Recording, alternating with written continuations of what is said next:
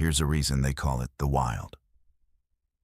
In the far corners of the Pacific Northwest, where the fog swallows entire mountains and the forests hum with whispers older than time, things move that shouldn't exist. Campers vanish without a trace. Rangers refuse to patrol certain trails after dark. And locals speak of voices in the trees, calling them by name. Tonight, verified fear takes you beyond the map, into 11 true stories that defy explanation, challenge belief, and prove one thing. Out here, the forest remembers everything. What would you do if you realized the fog rolling through the forest wasn't just moving with the wind, but following you? And what if, every time you stopped to catch your breath, you heard footsteps inside it getting closer? I've hiked the Olympic Peninsula my entire life. Grew up in Port Angeles, spent my weekends on these trails before I could even drive. I know these forests like most people know their own neighborhood, which is why what happened to me last November still doesn't make any goddamn sense. I'm telling you this because I need someone to believe me, and because I need to know if anyone else has experienced what I did on the Hoh River Trail that day. It started as a perfect hiking day. I'd taken a personal day from work specifically to get out before the heavy winter rain set in. The forecast called for partly cloudy skies, no precipitation, temperatures in the low 50s, ideal conditions. I hit the trailhead around 2 in the afternoon, planning a quick 8-mile out and back before sunset. The parking lot was empty, which wasn't unusual for a Wednesday in November. Tourist season was over, and the locals were mostly at work. I prefer it that way. The solitude is half the reason I hike.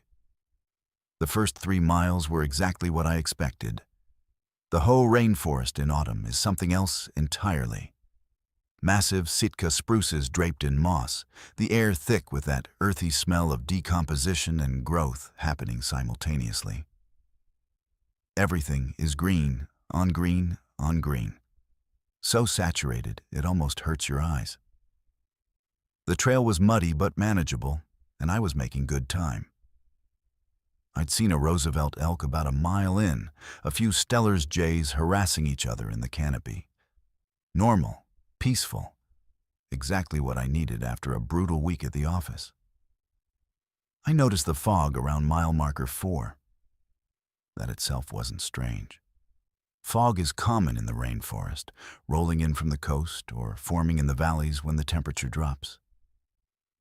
But this fog was different. It appeared suddenly, maybe 50 or 60 yards behind me on the trail. A solid wall of white that seemed far too dense for the weather conditions. I stopped and watched it for a moment, checking my weather app to see if conditions had changed. Nothing. Still partly cloudy, no fog advisory, no marine layer warnings. I kept walking, occasionally glancing back. The fog maintained its distance, always the same gap between us, maybe 50 yards. Never closer, never farther. I told myself I was being paranoid, that I was just noticing it because I'd happened to look back at the right time. Fog doesn't follow people. Fog is water vapor governed by temperature, humidity, air pressure. It's meteorology, not something with intent. But then I stopped to take a drink from my water bottle, and the fog stopped too.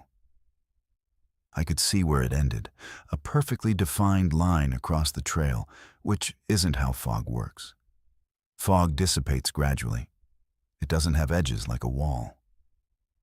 I stood there for maybe 30 seconds, and the fog didn't advance or retreat. It just waited. My heart rate picked up. I started walking again, faster this time, and yes, I checked behind me. The fog resumed its movement, maintaining that exact same distance. I tried to rationalize it. Maybe there was a temperature gradient, a specific atmospheric condition creating a localized fog bank that happened to be moving at the same pace I was walking. It sounded stupid even in my head, but the alternative was worse. I decided to test it. I stopped abruptly and spun around, watching the fog. It took maybe 3 or 4 seconds, but it stopped. Then I heard the footsteps. Not the sound of wind rustling through the fog, not an animal moving through underbrush. Footsteps, human footsteps, boot on trail, that specific sound of someone walking toward you. They came from inside the fog, measured and steady, and they stopped when the fog stopped. Every rational part of my brain was screaming explanations at me. Another hiker I hadn't seen. Sound carrying strangely through the dense forest, my own heartbeat pounding in my ears. But I've been hiking alone for 20 years. I know what fear sounds like when it's trying to disguise itself as logic. I ran. Not jogging, not speed walking, full sprint. My backpack bounced against my spine, my water bottle fell out of the side pocket, and I didn't stop to grab it. The trail blurred beneath my feet. Roots and rocks I normally would have carefully navigated became obstacles I barely registered. My lungs burned in the cold air. Behind me, I could hear it. The fog was moving faster. Not impossibly fast, but faster than fog should move, faster than wind could push it. And underneath that sound, or maybe inside it, those footsteps matched my pace. Running now? Chasing. I don't know how long I ran. Time does weird things when you're terrified. It felt like hours, but was probably only minutes. My legs were screaming, my throat raw from gasping in the cold air. I risked a glance backward and immediately wished I hadn't. The fog had closed some of the distance. It was maybe 30 yards behind me now, and it was darker than before, less like normal fog and more like smoke, thick and substantial. And the footsteps weren't just behind me anymore. They were on both sides, parallel to me in the forest, pacing me through the trees. That's when I realized I'd made a terrible mistake. I was running deeper into the wilderness, farther from the trailhead, farther from my car, farther from any possibility of help. But turning around would mean running toward it, through it. And every instinct I had was screaming that going into that fog was not an option I would survive. I spotted a game trail splitting off from the main path and made a split-second decision. I veered right, crashing through sword ferns and salal, branches whipping across my face. The game trail was barely visible, probably made by elk, and it led uphill away from the river. My thighs burned as I climbed, using roots and exposed rocks to pull myself up the steep incline. I didn't hear the footsteps anymore, just my own breathing and the sound of vegetation thrashing against my jacket. I climbed for what felt like forever before I finally stopped. Pressing my back against a massive Sitka spruce, trying to quiet my breathing enough to listen. The forest was silent. Not peaceful silent. Wrong silent. No birds, no wind, no distant sound of the river. Just my breathing and my heartbeat thundering in my ears. Then I smelled it. Salt, water, and something else. Decay. But not the normal forest decomposition smell. Something older. Something that reminded me of the beach after a storm, when dead things wash up from the deep. The smell was getting stronger, and with it came that impossible fog, seeping through the trees, rising up from the forest floor like it was emerging from the ground itself. I abandoned any pretense of understanding what was happening and just moved. Not running anymore because the terrain was too rough, but scrambling, climbing, putting as much elevation between myself and that thing as I could manage. My hands were bleeding from grabbing rough bark and sharp rocks. My ankle rolled at least twice, but adrenaline kept me moving. The fog kept rising. It filled the spaces between trees, erasing the forest behind me, and the footsteps came with it. Closer now, could hear breathing inside the fog, rhythmic and wet like something dragging air through fluid-filled lungs. I didn't look back again. I couldn't. I don't know how I found the logging road. Pure luck, maybe, or whatever passes for divine intervention when you're being hunted by something that shouldn't exist. One moment I was crashing through old-growth forest, the next I stumbled onto gravel. A decommissioned logging road, probably decades old, but it was clear and it ran perpendicular to the slope. I turned left for no reason other than instinct and ran along that road like my life depended on it. It probably did. The fog didn't follow me onto the road. I made it maybe 100 yards before I realized I couldn't hear the footsteps anymore. Couldn't smell that terrible ocean rot smell. I stopped and turned around. The fog had stopped at the tree line, that same sharp edge, that same impossible boundary. It stayed there, roiling and dense, for maybe 30 seconds. Then it retreated. Not dissipated. Retreated. It pulled back into the forest deliberately, purposefully, like something giving up a hunt it knew it had lost. I walked that logging road for 3 miles before it intersected with a Forest Service road. Flagged down a ranger truck just before full dark. Told them I'd gotten turned around, which was technically true. They drove me back to the trailhead. My car was the only one there, waiting right where I'd left it 5 hours earlier. I've tried to find that logging road on maps. It's not there. The game trail I followed shouldn't have led to anything but deeper forest. The fog bank that day wasn't mentioned in any weather reports. I checked. I've talked to meteorologists, experienced hikers, even a physics professor at the university. No one has an explanation that makes sense. I haven't been back to the Ho River Trail. I probably never will. Because sometimes the forest reminds you that you're not at the top of the food chain, that there are older things than us in these woods, and some of them are still hungry. What if the wilderness itself turned on you, erasing every track, every mark, and left you questioning reality with each step? If the trail you set your life by vanished beneath your boots, leaving only your own footprints as a mocking echo, would you keep walking? Or would you turn back into the unknown? I'm not easily shaken. Years spent mapping logging roads and game trails across Washington have given me an almost pathological trust in my Garmin, my old map books, and my own instincts. This trust is exactly why I find myself haunted long after my last trek into the Cascades. Haunted not by what I saw, but by the slow, insidious way reality peeled itself away mile by mile, until all that was left were questions. A seasoned hiker, an already anxious mind, and a wilderness that decided my confidence was an open invitation. I planned the trip meticulously. 2 days solo between Snoqualmie Pass and a disused firewatch cabin, tracing what should have been a series of mapped switchbacks up and into old growth.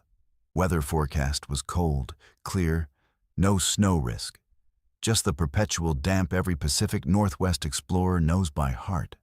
I watched the sunrise beside the parking lot as I shouldered my pack, checked my gear 3 times, and started into the woods, boots crunching on frozen earth. The forest felt almost welcoming, light streaming between frayed branches and thick trunks. The hush of civilization replaced with that particular orchestra of distant streams and bird calls. The only company I expected was the squirrel chattering above, and maybe, far off, the echoing notes of an owl waiting for nightfall. The first couple miles were perfect. Ordinary in that way the truly wild places can be. Just enough risk to keep you sharp. Just enough beauty to keep you humble. At marker 2, the trail was as clear as it had been on every map. Wide enough in places to drive a truck through, switchbacks visible, moss and fallen branches offering familiar obstacles. When I reached a fork where my GPS insisted left, led into dense brush, and my old paper map promised a trail, I shrugged away the digital confusion. Old logging traces disappear all the time. Maps, especially print, sometimes preserve ghosts as well as reality. Except after 15 minutes, the ghost became something much stranger. The trail I chose was real. Fresh, crushed pine needles, boot prints, sometimes deer tracks. Every few yards, the forest looked subtly off. The way fallen limbs were stacked felt almost purposeful, and the sunlight seemed to narrow. Still, I trusted my map, clicked my tongue at the stubbornness of my GPS, and pushed on. The sense of being watched was so faint, I only noticed it by its absence. The forest oddly devoid of the racket I'd come to expect. Even the rodents seemed to be holding their breath. 3 miles in, the trail suddenly opened on what should have been a broad clearing marked as a decommissioned campsite. Where fire rings and faded signposts usually stood, there was nothing. Just pine needles and silence. But that's not what unsettled me. What made my hands shake was the pattern of boot prints that edged the clearing. They matched my own boots, down to the odd abrasion near the left toe, a mark I'd made scraping up hawthorn near my house 2 weeks before. The air grew colder, heavier. I looked around, heart thudding not from exertion, but from a sickly sense. I was the only person who'd been here in years, yet every path leading out was marked with impressions, deep and fresh, identical to mine. I retraced my steps, checking each exit from the clearing with a flashlight and my phone. No human tracks older than mine, no animal prints, just the distinct echo, a familiar gait. I spat out a bitter laugh at the thought of someone stalking me with rubber overlays to match my boots. But the joke died flat as the wind. Moving in with purpose felt like the only sane thing to do. I followed the only clear trail heading east, trying not to look at the matching footprints that now appeared in clusters every 10 yards. My GPS was no help.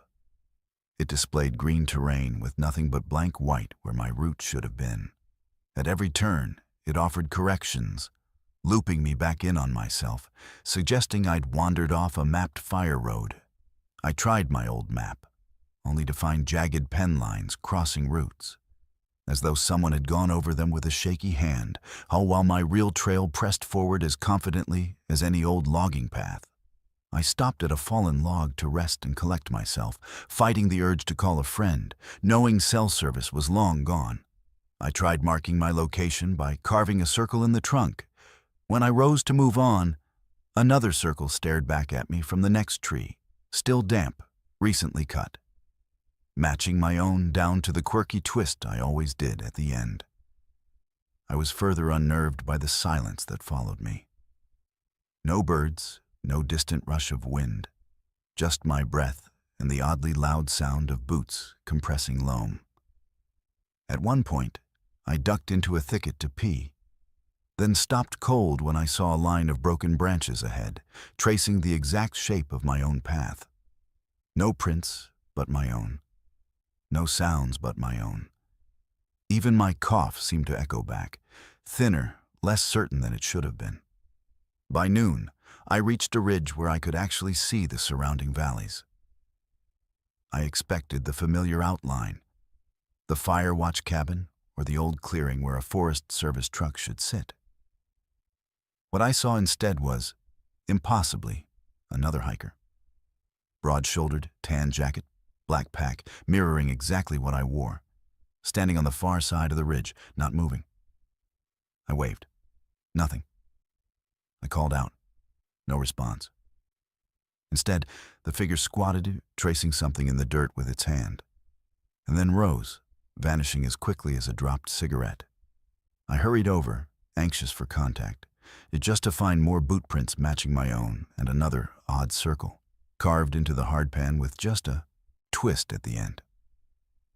I tried to backtrack, but the way was blocked by dense brush, so thick it wasn't there before. The trail behind seemed to dissolve, replaced with rough forest, as if the earth decided it was done hosting human feet. I kept moving, following the only direction where ground was still clear, boots pounding out my increasing panic. At each turn, more of my own footprints appeared, weaving between fallen logs and sometimes marking places I never walked. The world closed in. It became impossible to judge distance or direction except by sun, which was fast vanishing in the ever-thickening clouds. Even the warmth I'd felt that morning gave way to icy damp. The forest's colors dulled, trees leaning in drunken angles, until I felt like I was walking through an underexposed photo. The only thing consistent was the echo of my own movement, the crunch of my boots and the dull ache of my knees. Time warped. Minutes felt like hours, every loop bringing me back to the same cluster of circles and boot marks. I reached a point where I realized I couldn't tell if I'd ever left the initial clearing. Had I wandered in circles for hours, or had the forest rearranged itself each time I took a step? My gear, checked so carefully that morning, felt heavier now, as though the pack itself resisted movement. Every ration bar, every map, every knife was useless. I slumped against a tree, face cold against rough bark, and allowed myself to weep openly, raw, helpless, furious at myself and at a forest that seemed intent on turning even my most confident footsteps into a mocking echo. When night finally approached, I knew I couldn't camp. The idea of sleeping in a place where every sound reflected my own voice, every track matched my own, was unbearable. I pressed onward, determined only to keep moving until something broke, either my legs or whatever spell the world had decided to cast. Then, as the temperature plunged and the last light drained from the sky, I stumbled onto a marked trail. Not the one I'd planned, nor the one my GPS indicated, but a wide, crushed gravel trail with a signpost more recent than anything I'd seen all day. My pack felt suddenly lighter, my boots less burdensome. The forest relaxed its grip, noises returning in hesitant waves. Distant bird calls, a gust of wind. I sprinted that last mile, legs numb, heart thumping as reality stitched itself back together one step at a time. When I burst into the parking lot, my truck sat in the deep blue dusk, as if waiting for someone else. It took a full hour before I could drive, hands shaking, breath hitching in my chest. I checked my phone. No new messages, no weird GPS tracks. I checked my boots, still marked by that hawthorn scrape.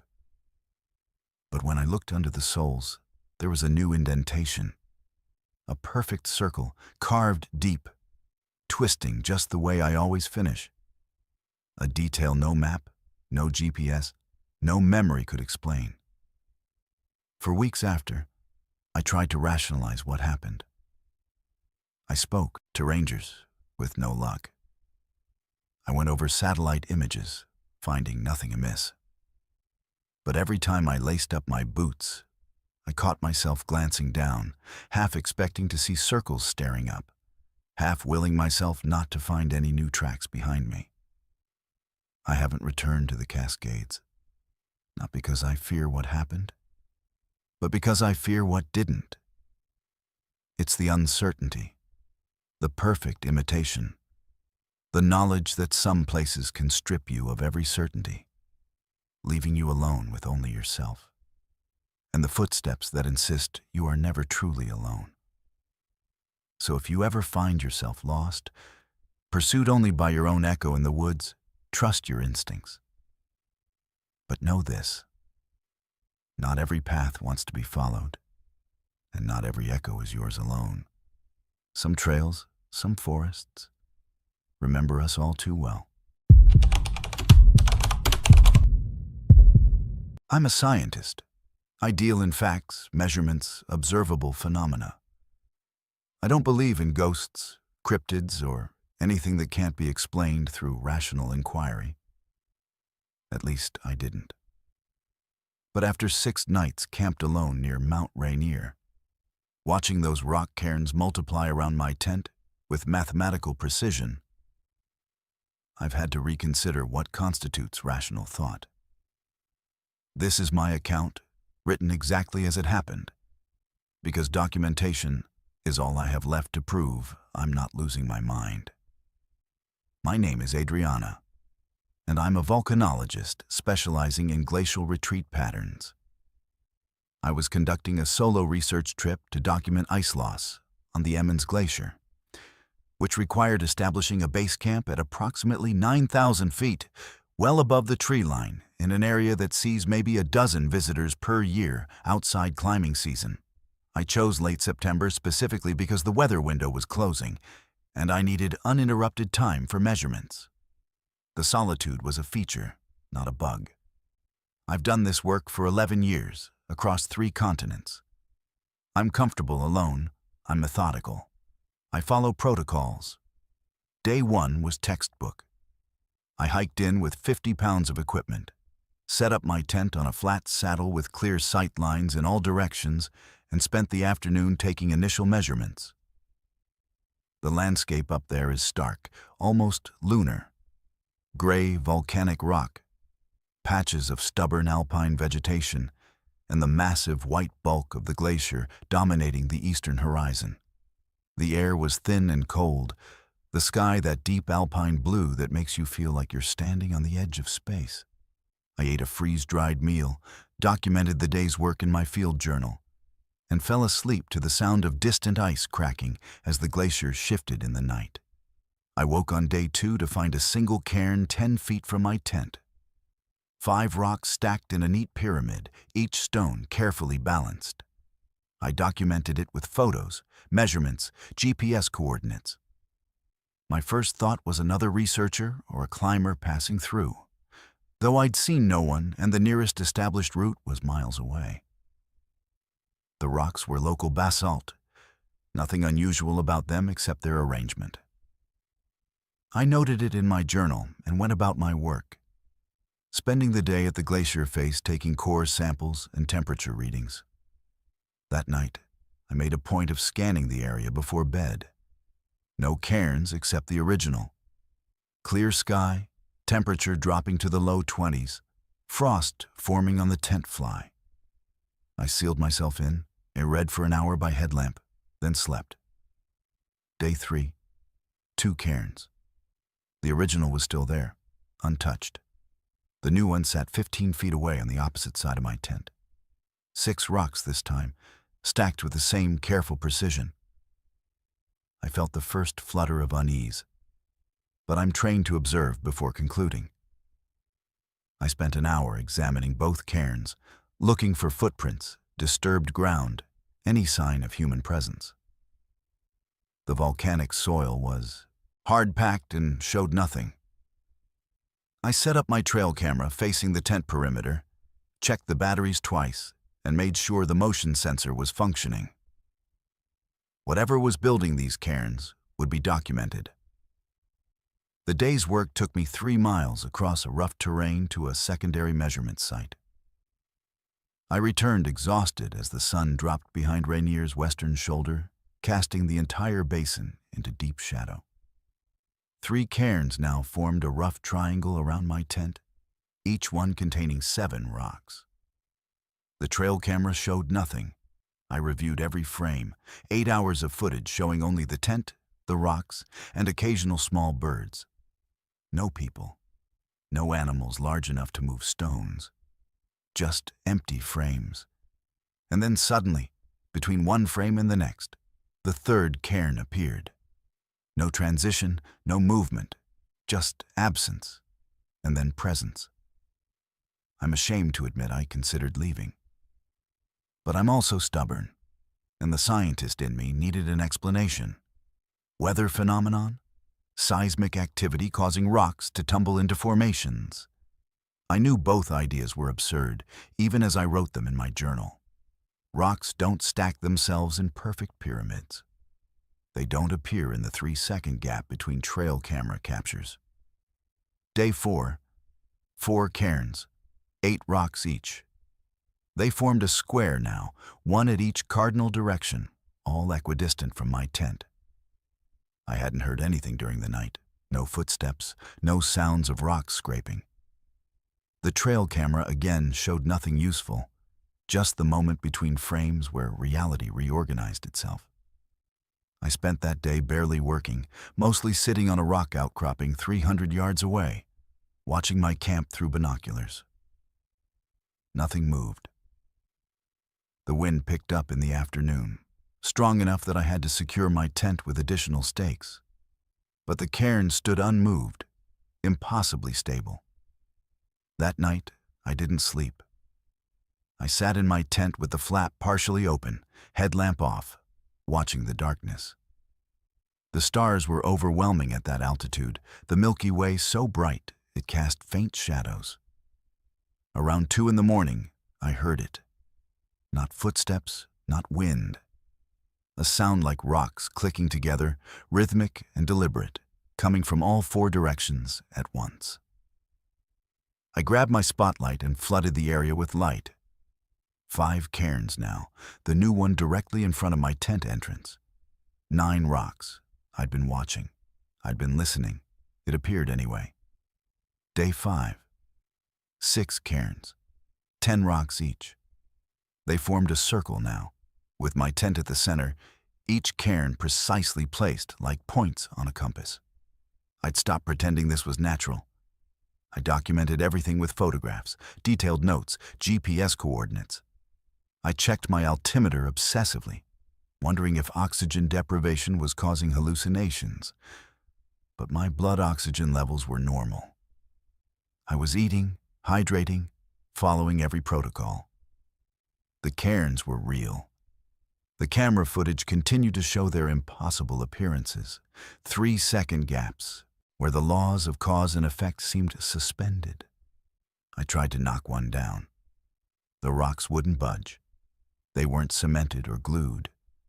But when I tried to lift the top stone from the nearest cairn, it felt fixed, immovable, as if the rocks had fused into a single mass. I tried another cairn with the same result. Whatever force was building these structures had made them permanent, or at least beyond my ability to dismantle. Day 6. 7 cairns. 11 rocks each. A new one had appeared inside the circle, just 5 feet from my tent door. The circle was tightening. For the first time, I felt genuine fear. Not the intellectual unease of unexplained phenomena, but visceral, animal fear. I was being counted towards something, some end point that would arrive when the numbers reached their conclusion.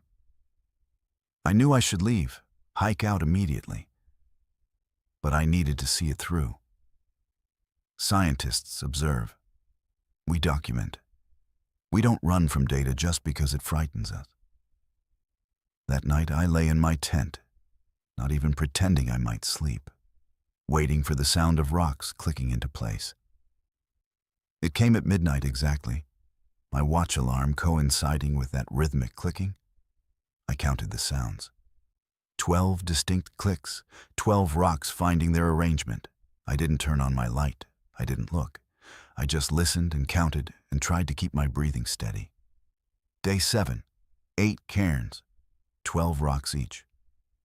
The new one was 2 feet from my tent. I could touch it from the entrance. The circle had become a spiral, winding inward.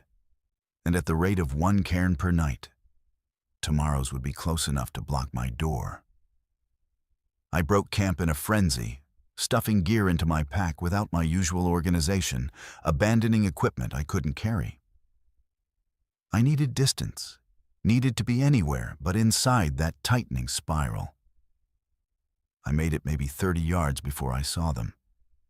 Rocks scattered across the ground in front of me, hundreds of them, all similar size, all waiting. Behind me, I heard that clicking sound, but it was wrong. Too fast, not the slow, methodical pace of previous nights. I turned and saw all 8 cairns collapsing simultaneously, rocks tumbling and rolling, but not falling randomly. They rolled toward me, gathering speed, and then they stopped, just stopped, scattered in patterns that formed numbers. Dates, coordinates, mathematical sequences I recognized from my own research data.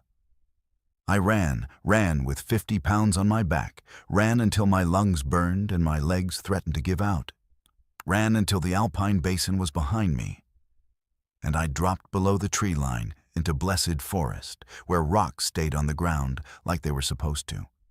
I didn't stop until I reached the ranger station, nearly 12 miles. A hike that should have taken 6 hours compressed into 3 by pure adrenaline and terror. The rangers were kind. They listened to my story with the careful attention people use when they're worried about your mental state. They offered to retrieve my abandoned equipment. But when they hiked up 3 days later, they found nothing. No cairns, no camera, no scattered rocks forming patterns. Just an empty campsite and wind-scoured volcanic soil that looked undisturbed for years. I still have my journal, my photographs, and the trail camera footage I'd transferred to my phone each night. The images are there, undeniable, time-stamped and GPS tagged. 8 cairns in a spiral, 12 rocks each. But I also have the final entry I don't remember writing, dated for day 8 in handwriting that looks like mine but isn't quite right. It just says 13 over and over, filling 3 pages, the numbers getting larger and more frantic. I've tried to find explanations. Sleep deprivation, altitude sickness, some kind of fugue state. But the data doesn't lie, and I'm left with documentation of something that shouldn't exist, arranged in patterns that suggested intention, counting towards something I'm grateful I didn't stay to witness. I haven't returned to alpine research. I work in labs now, where rocks stay in labeled containers and nothing rearranges itself in the night. Some phenomena aren't meant to be observed. Some counts aren't meant to reach their conclusion. And some places in the wilderness operate on mathematics we were never meant to understand. You ever been underground when you realize the earth isn't as dead as you thought? I'm talking real underground. Not some tourist cave with handrails and mood lighting. I'm talking miles of darkness where your headlamp is the only star in an ancient universe that predates human existence by millennia. That's where I was when I learned that some places breathe, and what breathes can also hunger. Name's Kylian. I've been a recreational spelunker for about 7 years, mostly exploring lava tubes throughout Oregon and Washington. There's something pure about it, something that strips away all the bullshit of modern life. Down there, it's just you, the rock, and the absolute silence that makes you understand how loud the world above really is. Most of the tubes I explore are mapped, documented, safe as anything underground can be. But every so often you hear about unmapped systems, virgin passages that maybe only 1 or 2 people have ever seen. That's the real draw for guys like me. The possibility of being the first human eyes to see a formation that's been growing in darkness since before civilization existed. I heard about the tube system near Bend from a guy named Rodrigo who worked at a climbing gym I frequent. He'd stumbled on an entrance while hiking off-trail, marked it on his GPS, but never went in deep because he was alone. And that's rule 1 of caving, never go alone. He showed me photos of the entrance, a collapsed ceiling section that opened into what looked like a substantial passage. We planned to explore it together, but Rodrigo broke his ankle 2 weeks before our scheduled trip. Compound fracture, surgery, the whole deal. He'd be off his feet for months. I should have waited. Should have found another partner or just let it go. But I'd already taken the time off work, already had my gear packed. And I kept looking at those photos Rodrigo had sent. The entrance was clean, the passage looked stable, and I told myself I'd just do a preliminary survey, mark it properly, and come back with a full team later. I'd gone into dozens of tubes. I knew what I was doing. Pride and impatience, that's what really drove me into that hole in the ground. The hike to the entrance took 3 hours through dense pine forest and over terrain that had no business being called a trail. When I finally found the collapse, it was exactly as Rodrigo had described. A section where the tube's ceiling had given way maybe a decade ago, creating a skylight that opened into the passage below. I rappelled down about 40 feet and found myself in a lava tube maybe 15 feet in diameter, the walls that characteristic ropey texture of Pahoho flow.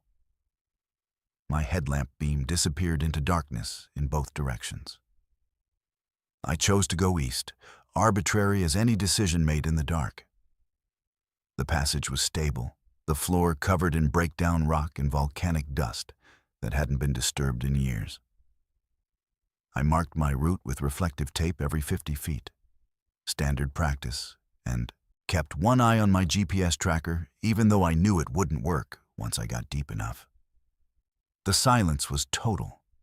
That special quality of quiet you only get underground where there's literally nothing to make sound except you. About 30 minutes in, I noticed the air current. Not unusual in lava tubes. They often connect to multiple surface openings, creating natural ventilation. But this current was strange. It wasn't constant. It pulsed. 3 seconds of air moving past my face, 3 seconds of stillness, then 3 seconds of air again, regular as a heartbeat. I stopped to feel it, holding my hand up. The rhythm never varied. In, out, pause. In, out, pause. I told myself it was atmospheric pressure equalizing, some quirk of the tube geometry creating regular pulses. Caves do weird things with air. I'd experienced strange winds before, even heard singing rocks in slot canyons where wind creates eerie harmonics. This was just another geological oddity. I marked it in my notes and kept moving. The passage began to slope downward, gentle at first, then more pronounced. My altimeter showed I'd descended another 100 feet over the course of maybe 20 minutes. The tube walls were changing too, becoming smoother, the ropey texture giving way to something that looked almost polished. I ran my hand along the surface, and it was slick. Not wet exactly, but like touching glass that's been breathed on. The air current was stronger now, the rhythm more pronounced, and I could hear it. A soft whistling sound on the exhale, a subtle rush on the inhale. That's when I smelled it. Sulfur, definitely. But also something organic, something that reminded me of the time I'd found a dead deer in the woods behind my house. 3 days into decomposition. The smell came with the exhale, that 3-second pulse of air pushing out from deeper in the system. I almost turned back then. Every instinct was saying this wasn't right, wasn't normal, that lava tubes don't smell like rot and they definitely don't breathe with metronomic precision. But I could see light ahead. Not daylight, but a faint bioluminescent glow, green-blue and pulsing in time with the air current.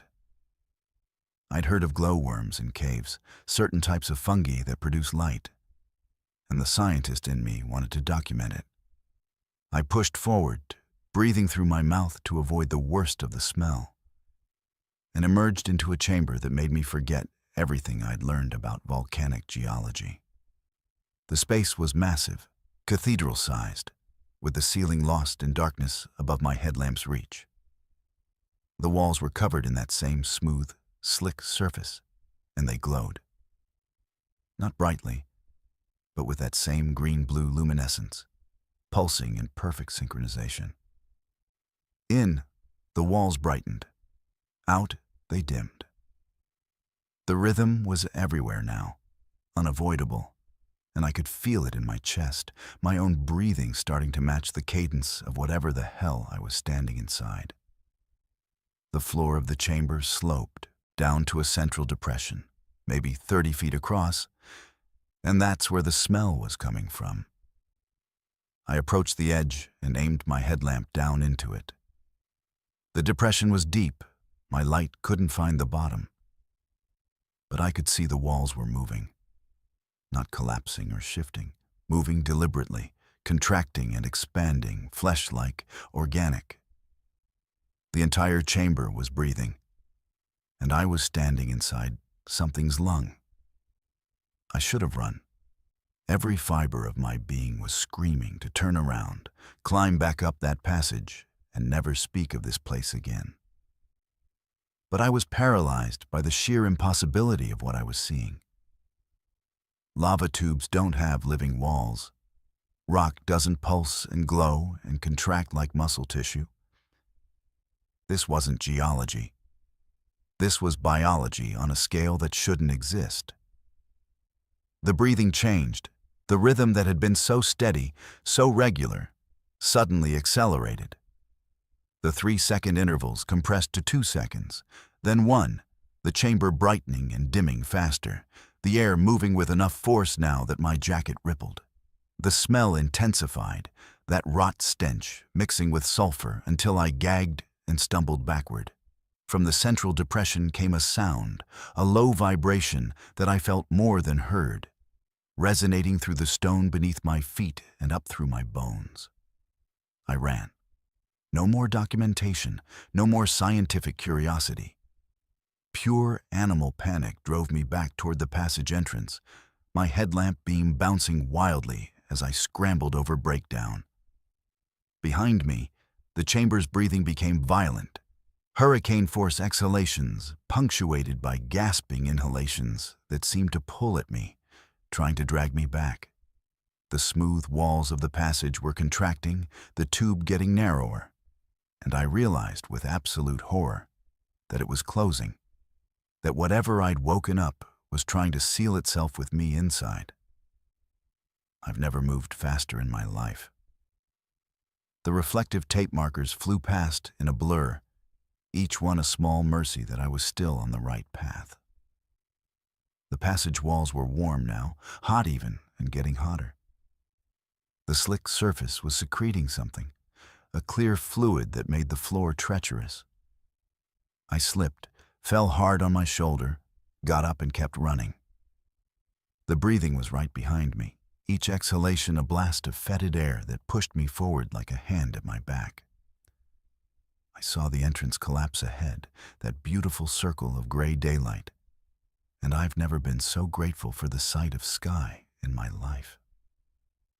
The rope was still there, hanging like salvation.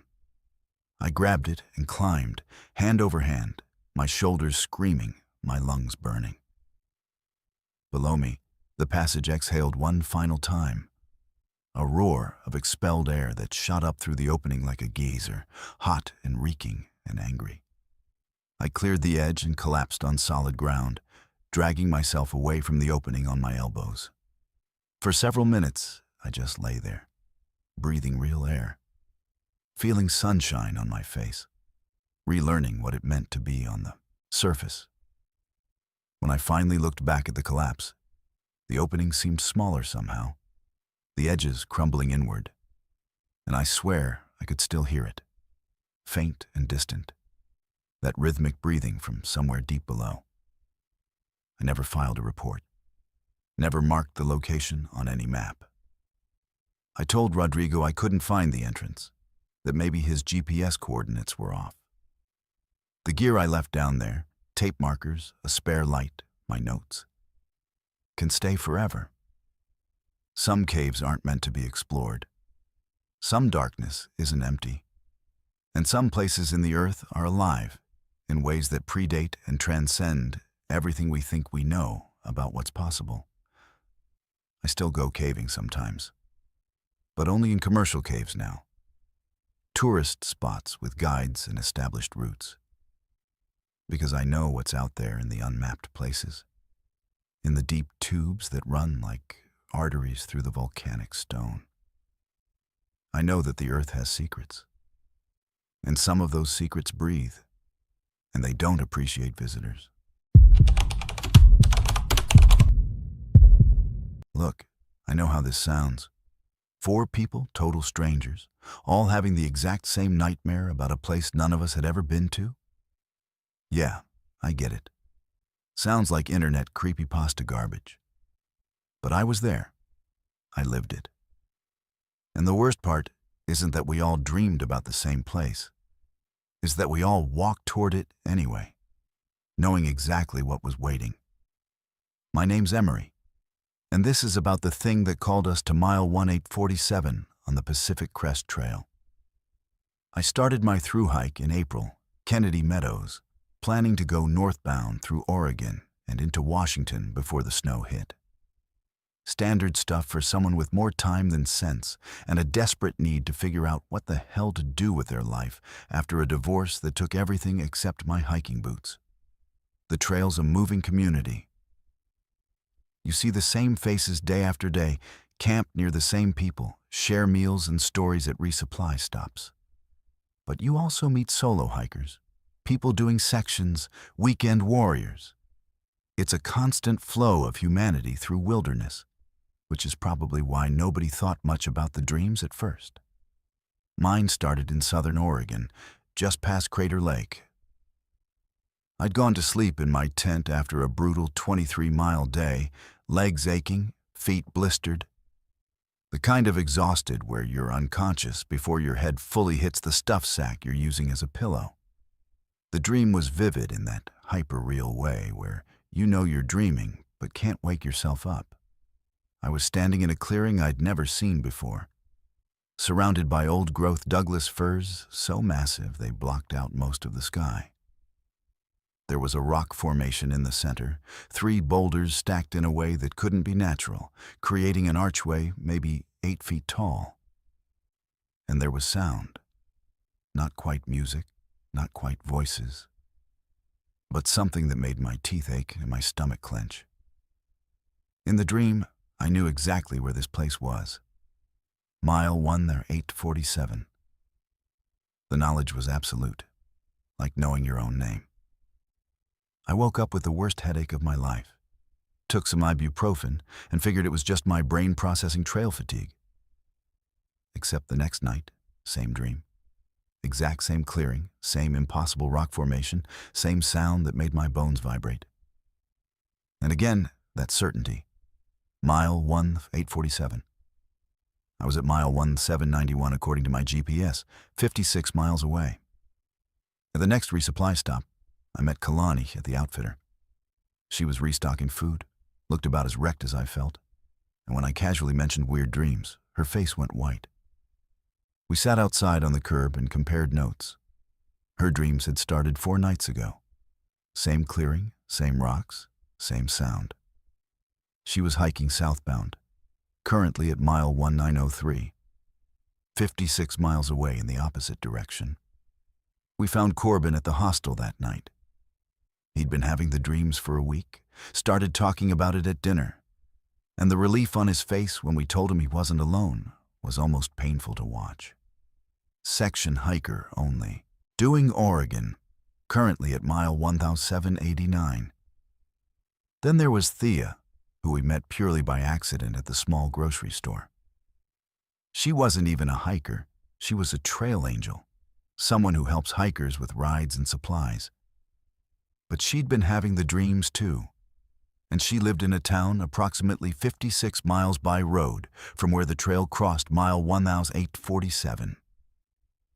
4 people, 4 different starting points, all having identical dreams about the same location, all positioned exactly 56 miles away. We sat in Thea's living room that night, comparing details, trying to find rational explanations. Shared exposure to something? Bad water? Some kind of localized fungal spores that cause hallucinations? But we'd all been in different locations when the dreams started, eating different food, drinking from different sources. The only commonality was the trail itself, and that specific destination that none of us had reached yet.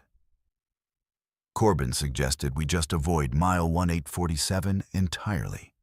Skip that section, get a trail angel to shuttle us past it. Problem solved. But Kalani pointed out that skipping trail miles went against everything a through hike represented. And besides, what if the dreams didn't stop? What if they got worse? Thea, who had no obligation to any of this, said she felt compelled to go there. That the dreams weren't just random synapses firing, but something calling her. I didn't want to admit it, but I felt it too. The pull. The certainty that we needed to go to that clearing, that whatever was generating these dreams wanted us there. We decided to go together. 4 people is safer than 1, and we'd reach the location from different directions on the same day, meet at the clearing, and figure out what the hell was happening. Maybe it was a shared delusion. Maybe we'd get there and find nothing and could all laugh about it later in therapy.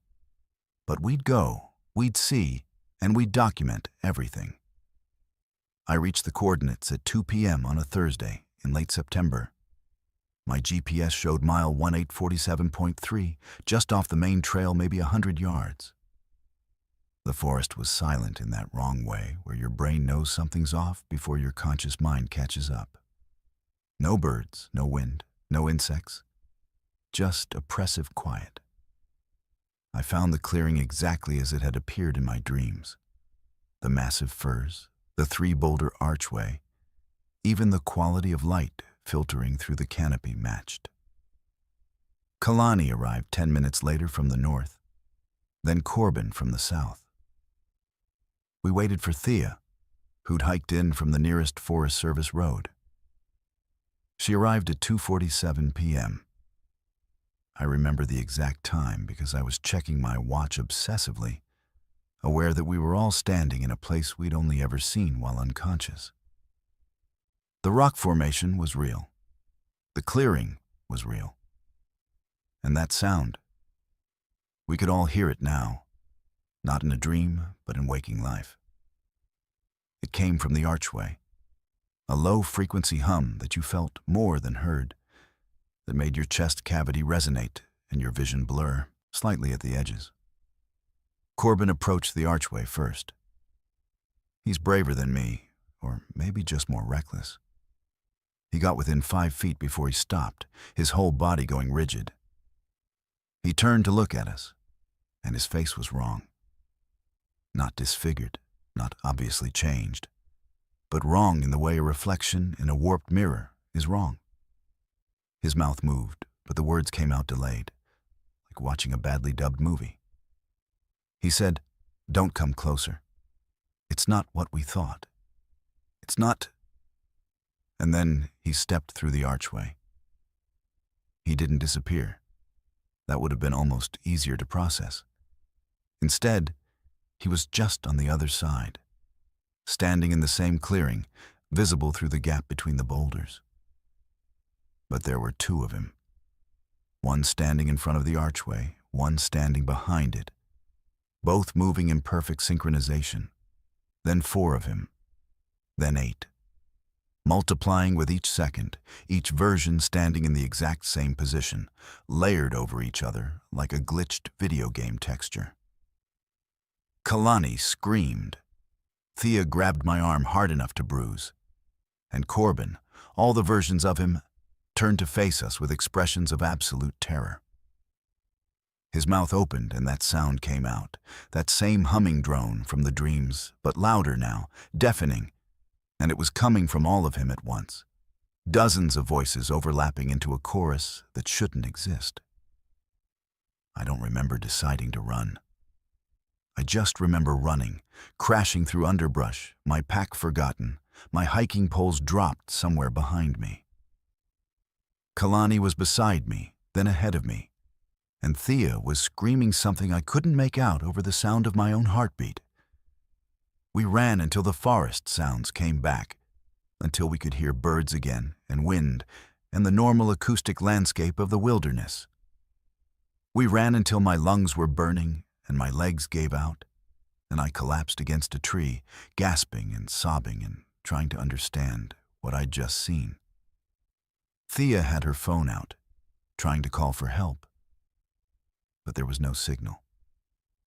There's never signal that deep in the wilderness. Kalani was rocking back and forth, repeating, "He's still there, he's still there," over and over. We waited an hour, maybe two, hoping Corbin would catch up, that he'd somehow extracted himself from whatever that archway had done to him. He never came. We hiked out together, made it to a ranger station by nightfall, reported a missing hiker, gave them the coordinates, described what we'd seen in the most rational terms we could manage without sounding completely insane. They sent a search and rescue team, found the clearing, found the rock formation, found Corbin's pack and poles, never found Corbin. The official report lists him as a missing hiker, presumed dead due to exposure or fall injury, body not recovered. But I know what happened to him. We all do. He's still there, at mile 1847, standing in front of that archway. Or behind it. Or both. Existing in multiple states simultaneously, trapped in whatever that place does to reality. The dreams stopped after that day. None of us have had them since. But sometimes, late at night when I can't sleep, I wonder if Corbin dreams. If all those versions of him share the same nightmares, or if each one is separate, alone, screaming in perfect synchronization where no one can hear. I finished my through hike. Skipped that section, obviously. Got a shuttle past mile 1840 to mile 1855, and kept going north. Made it to Canada, got my trail name, checked all the boxes. But I know I didn't really complete it. There's a 15-mile gap in my journey that I'll never fill, and a clearing I'll never return to, and a friend who answered a call that should never have been made. The Pacific Crest Trail is 2,650 miles of some of the most beautiful wilderness in North America. I'd recommend it to anyone. Just maybe skip mile 1847. Trust me on that one. They say the ocean keeps secrets. I used to think that was poetic nonsense, the kind of thing people put on motivational posters next to pictures of sunsets. Then I spent 3 weeks studying tide pools on the southern Oregon coast and learned that some secrets have voices, and some of those voices know things they shouldn't. This happened to me. Every word is true. I'm a marine biologist named Malia, and I need to tell someone before I forget my own name. The research grant was a dream come true.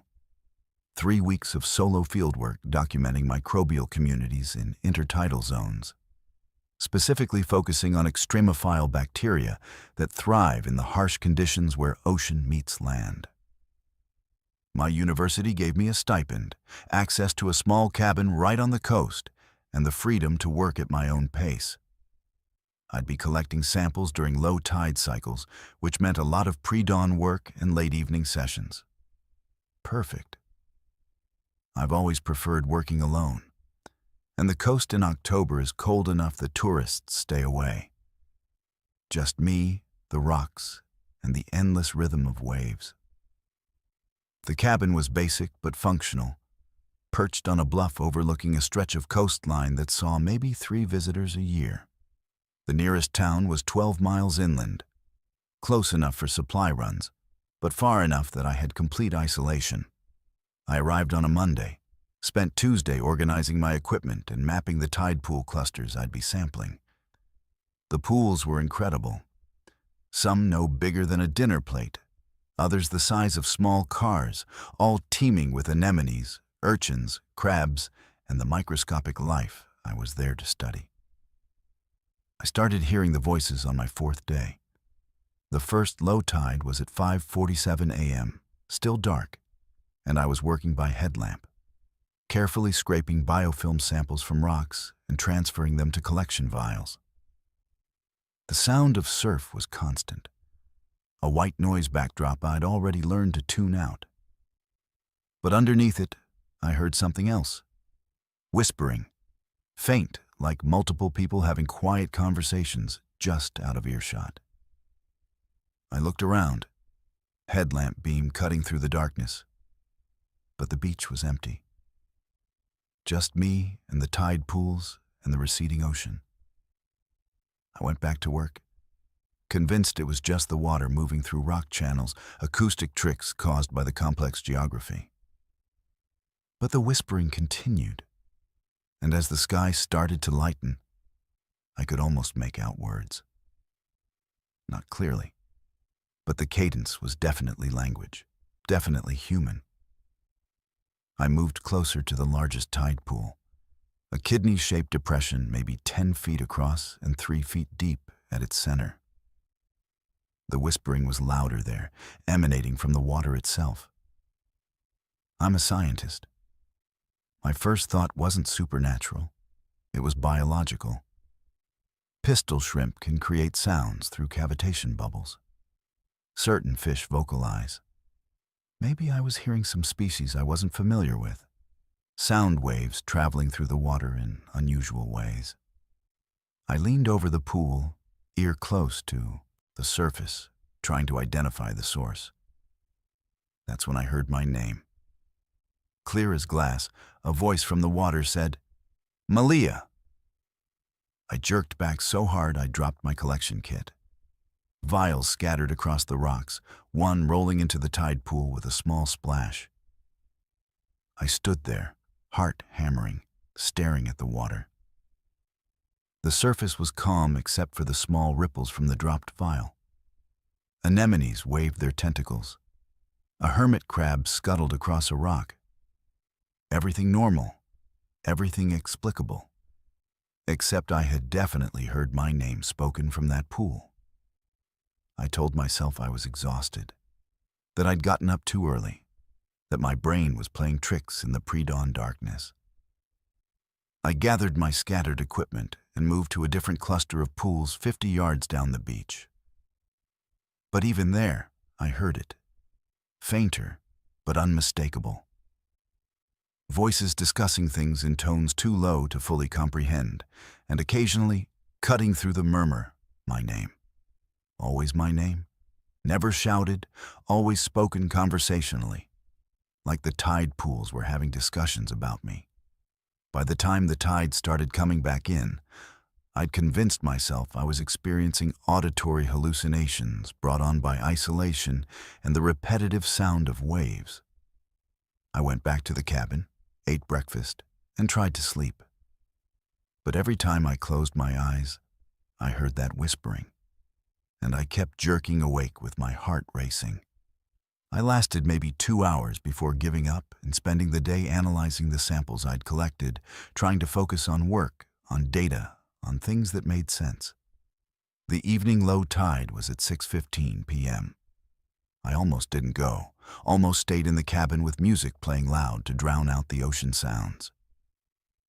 But I had a research timeline, and skipping collection sessions wasn't an option. I geared up, grabbed my headlamp, and headed down to the beach as the sun dropped below the horizon. The tide pools were exposed again, reflecting the deepening blue of twilight. And the voices started immediately. This time they were clearer. I could make out words, fragments of sentences. A voice that sounded like my mother saying, "Always knew she'd come back." Another voice, deeper, discussing the samples she took from the North Cluster. A child's voice asking, "Does she remember yet?" I stood frozen on the rocks, listening to conversations that couldn't be happening, about topics that made no sense. My mother lived in Arizona, and we'd barely spoken in years. No one knew which pools I was sampling from. Remember what? I approached the large, kidney-shaped pool again. The whispering intensified as I got closer, resolving into distinct voices, maybe a dozen of them, overlapping but comprehensible. They were talking about my research, citing specific bacteria species I'd identified in my preliminary analysis. They mentioned my dissertation advisor by name. They discussed a paper I'd published 2 years ago, quoting passages I'd written. And then one voice, cold and clear as winter rain, said she doesn't know about the accident yet. My blood went ice. What accident? I pulled out my phone. No signal, never any signal out here, and started walking back toward the cabin. Behind me, the voices rose in volume, calling my name, saying, "Don't leave," and "She needs to understand," and "It's already happened." I broke into a run, slipping on wet rocks, catching myself with my hands, scraping my palms raw. The cabin seemed impossibly far, the path up the bluff steeper than I remembered. I made it inside, locked the door, and immediately tried the landline. Dead.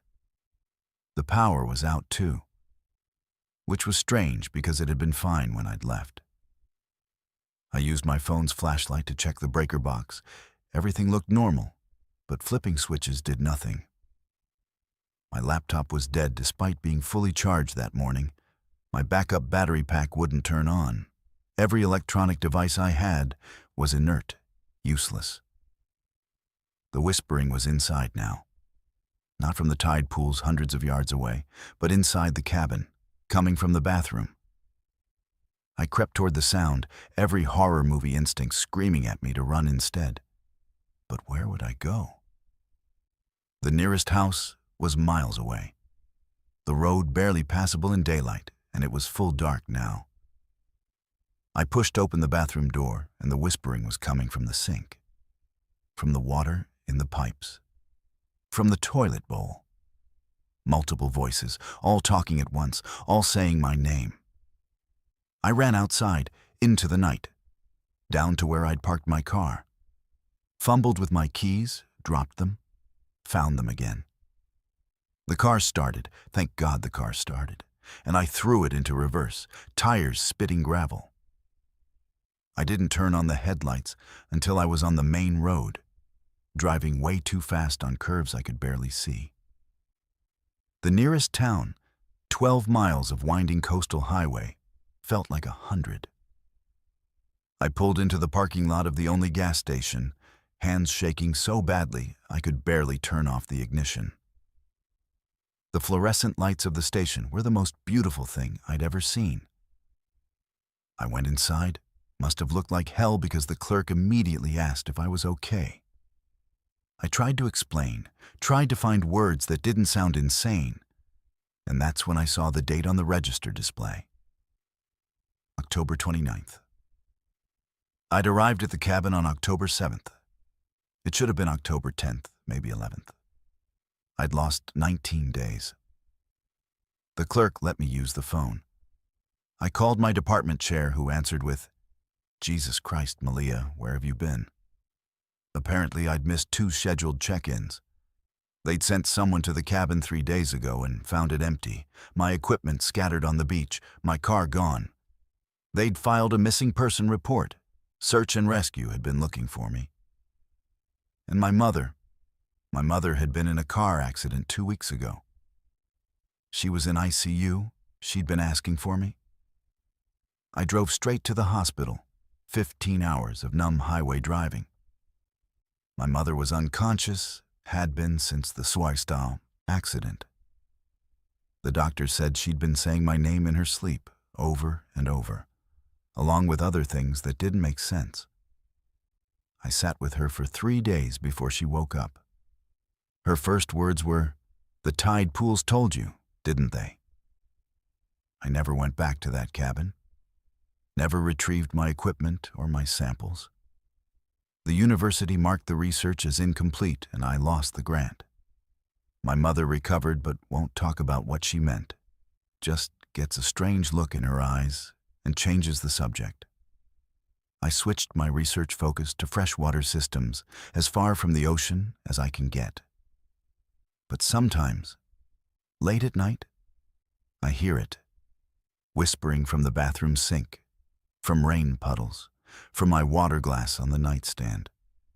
Voices discussing things they shouldn't know, mentioning people I haven't thought about in years, predicting events that haven't happened yet but always do. The ocean keeps secrets, sure, But sometimes those secrets leak out through the places where water collects and waits. And once they've spoken to you, once they've called your name, they never really stop. They're just waiting for the next low tide, the next moment when you're alone near water, to remind you that they know everything, and they're always listening. I document the impossible for a living, not ghosts or UFOs or any of that tabloid garbage. I'm a professional photographer specializing in environmental change, specifically old-growth forest ecosystems in the Pacific Northwest. My work requires precision, repeated visits to the same locations, careful documentation of changes that occur over months or years. I use fixed camera positions, GPS coordinates accurate to within 3 feet, and I keep meticulous records. Which is why I know with absolute certainty that what happened in the North Cascades last month violates every law of biology, physics, and basic reality. My name is Tegan, and I have photographic evidence of trees that shouldn't exist. The project started in June.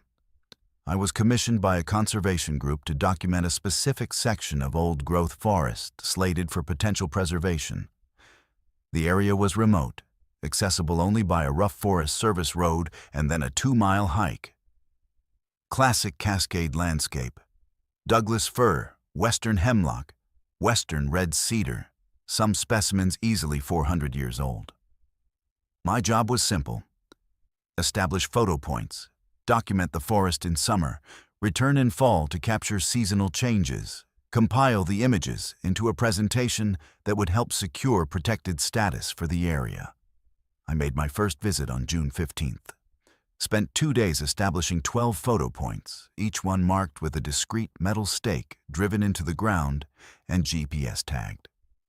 I took reference photos from each position, carefully noting landmarks, specific trees, understory vegetation. Professional, thorough, exactly what I've done on dozens of similar projects. The forest was healthy, spectacular even. Some of those firs had trunks 8 feet in diameter, crowns disappearing into the canopy 150 feet up. I took hundreds of photos, made detailed notes, and felt good about the project. Second visit was in early August. The hike-in felt longer than I remembered, but summer heat can do that. I found my first photo point by GPS, set up my tripod in the exact position using the metal stake as reference, and immediately knew something was wrong. The view didn't match. There was a massive cedar directly in my sight line that hadn't been there in June. I'm not talking about a sapling I'd overlooked. This was a mature tree, at least 3 feet in diameter, covered in the kind of deeply furrowed bark that takes centuries to develop. I checked my June photos. No cedar. The sightline had been clear, showing a cluster of hemlocks about 50 yards out. Those hemlocks were still there, but now the cedar stood between my position and them. I checked my GPS 3 times. Correct coordinates. I checked the metal stake. Still there, exactly where I'd placed it. But the forest had changed in a way that wasn't possible. I documented it. That's what I do. When something doesn't make sense, you photograph it and sort it out later. I moved to photo point 2. Same problem. A Douglas fir that hadn't existed in June now dominated the frame, easily 6 feet in diameter, with the drooping branch structure and fire-scarred bark of an ancient specimen. Points 3, 4, and 5 showed similar impossibilities. New trees, all of them massive and mature, standing in positions that had been empty forest floor 2 months earlier. At point 6, I found my first piece of evidence that I wasn't losing my mind. There was a tree, a huge western red cedar, growing directly through a fallen log I'd specifically noted in my June documentation. The log was still there, still decomposing, covered in the same shelf fungi. but the cedar trunk passed through it, like the log was incorporeal, bark and wood occupying the same space.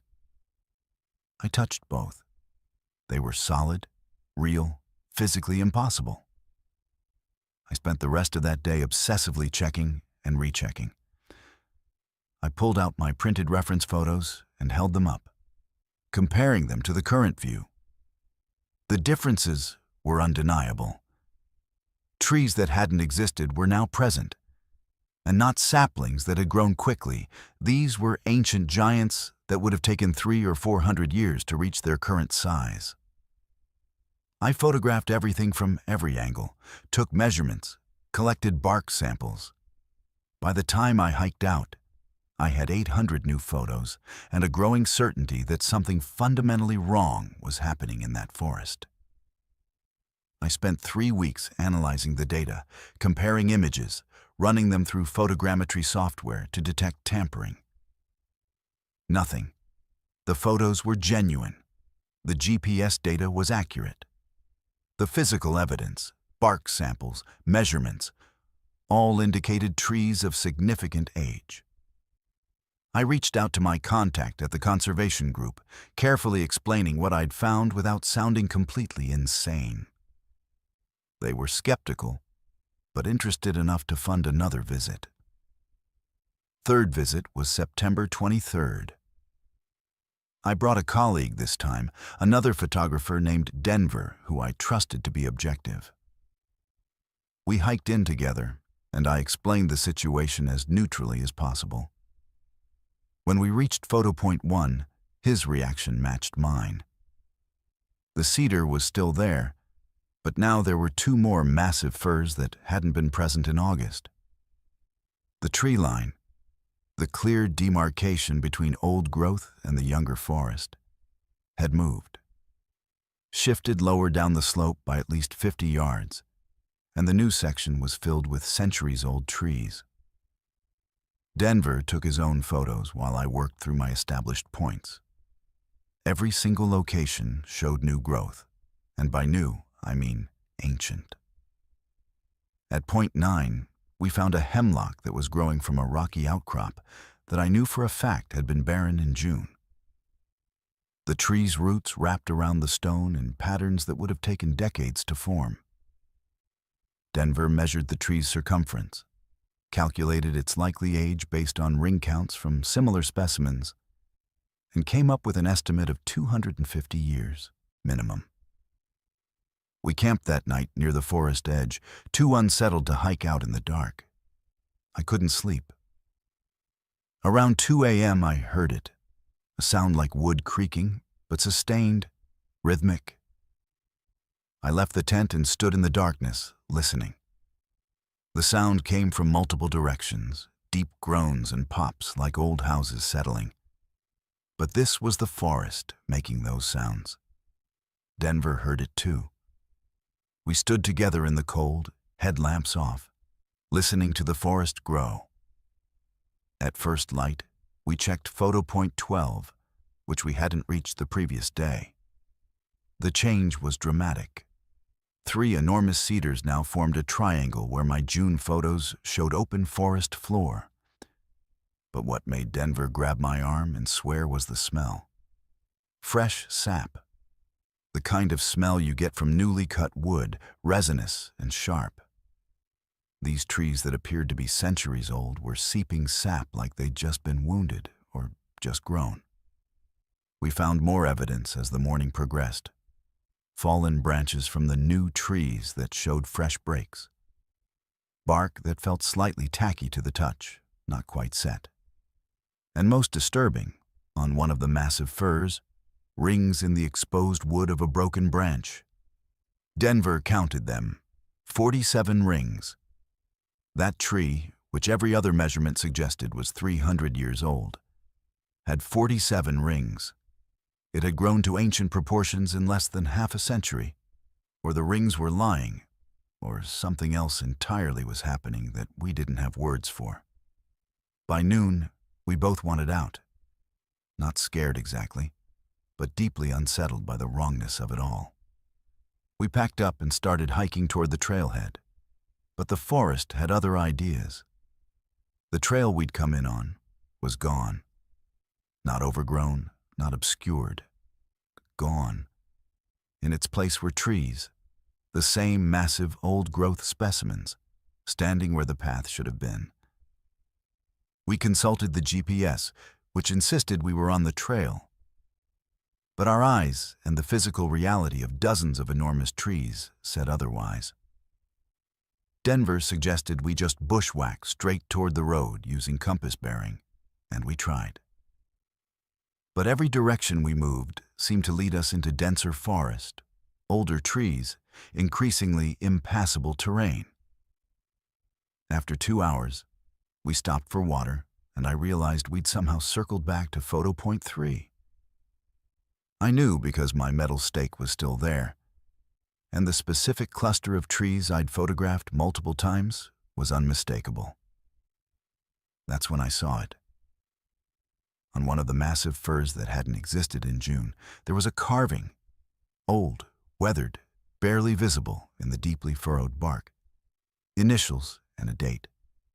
TH, 1987. My initials. 38 years ago, when I was 7 years old and had never been to the Cascades. The carving was real, aged, the bark grown around it in ways that take decades to develop. Denver saw his own initials on another tree, dated 1992. He would have been 11? Neither of us had carved anything. Neither of us had been to this specific location before this year. But the trees insisted otherwise, showed us evidence of visits that never happened, carried marks from a history that didn't exist until the trees created it retroactively.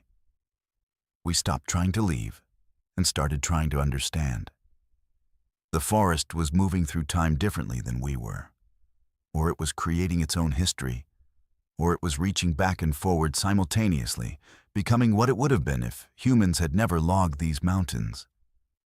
Every tree that appeared was a ghost of what should have existed. The forest correcting itself, filling in the gaps our species had created. I don't know how we got out. One moment we were standing in the ancient grove, watching more trees shimmer into existence like heat mirages solidifying. And the next, we were on the Forest Service road with no memory of the walkout. Our gear was there, our photos intact. But 3 days had passed according to our watches and phones. 3 days compressed into what felt like minutes. I submitted my report to the conservation group, included all the photos, all the documentation, the impossible evidence of a forest that was growing backward and forward through time. They thanked me politely and hired a different photographer to redo the project. That photographer's images showed a normal forest, no anomalies, no new old growth, just regular trees in regular positions. But I have my photos. I have Denver's testimony. And I have this, satellite imagery of the area from June and October. The tree cover increased by 17%. Not saplings, not young growth. The canopy density analysis shows mature old growth where none existed before. The forest is reclaiming itself, editing reality to show what would have been there if we'd never cut it down. And it's spreading. Last I checked, the anomaly zone had expanded by 40 acres. Give it time, and the entire North Cascades might revert to primordial forest, centuries of logging undone by whatever force is rewriting the rules. I don't photograph forests anymore. Can't trust what the camera shows me, can't trust that the trees will stay where I put them. But sometimes I look at those images from September, at my initials carved in bark by a version of me that never existed until the tree needed her to.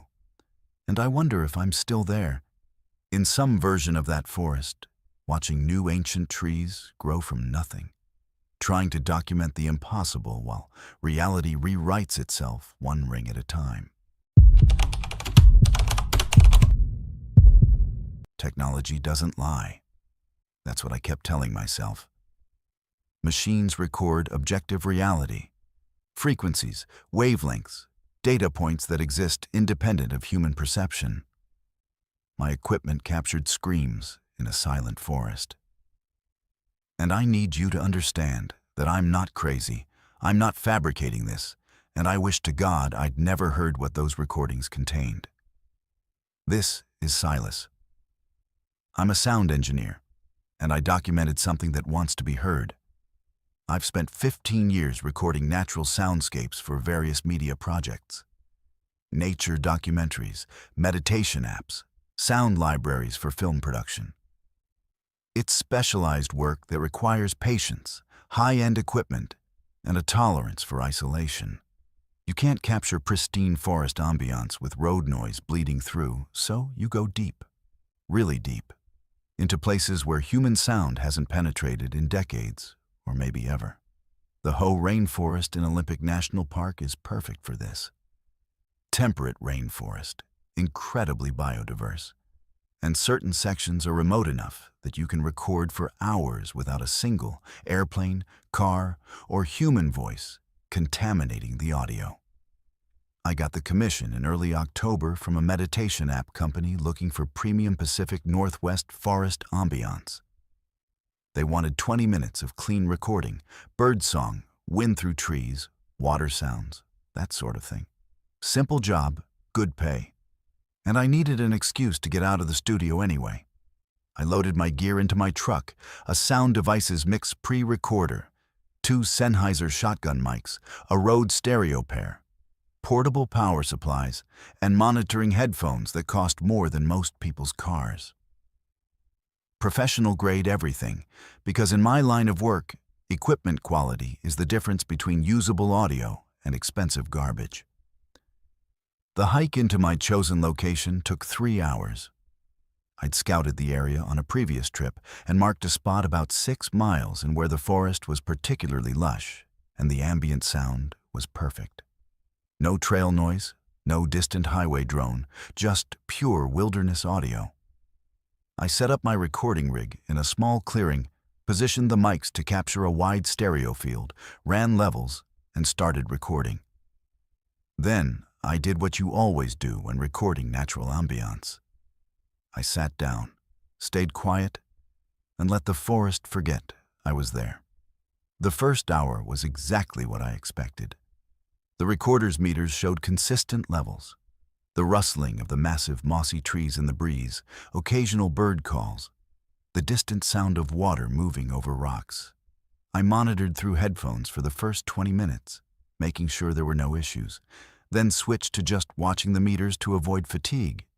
Recording ambiance is boring, which is precisely the point. You want boring. Boring means consistent, usable audio. Around the 90-minute mark, the meters spiked. A sharp transient peak that hit the red, the kind of level that indicates extremely loud sound. I grabbed my headphones and put them on, expecting to hear a tree branch cracking or maybe an elk bugling nearby. Instead, I heard silence. Complete, absolute silence. The forest had gone dead quiet in that way that makes your lizard brain scream danger. No birds, no wind, nothing. The meters showed signal, peeking into the red at irregular intervals, but my ears registered only silence. I stopped the recording and played back the last minute. Through the headphones, I could hear it. A sound that my ears in real time couldn't perceive, but the microphones had captured. Screaming. Humans screaming, multiple voices, agonized and terrified, coming from every direction at once. The waveform on the recorder's display showed the peaks clearly, measured them objectively. The sound was there, real, recorded at approximately 18 to 22 kHz, right at the upper edge of human hearing range. Too high for my 43-year-old ears to detect naturally, but well within the capture range of professional microphones. I sat there staring at the recorder's display, watching the waveform scroll past, showing sustained high-frequency content that should not exist in a forest setting. The screaming, because that's what it was, I could slow it down and pitch it lower to hear it clearly. Continued for 3 minutes, then stopped. The forest sounds resumed normally. Birds, wind, the baseline ambient noise I'd been recording. My hands were shaking as I rewound and played the section again, this time with the pitch shifted down to bring the frequency into normal hearing range. The screams were articulate. Not animal sounds, not wind, not any natural phenomenon I could identify. Human voices, dozens of them maybe, all screaming words I couldn't quite make out, but that had the clear phonetic structure of language.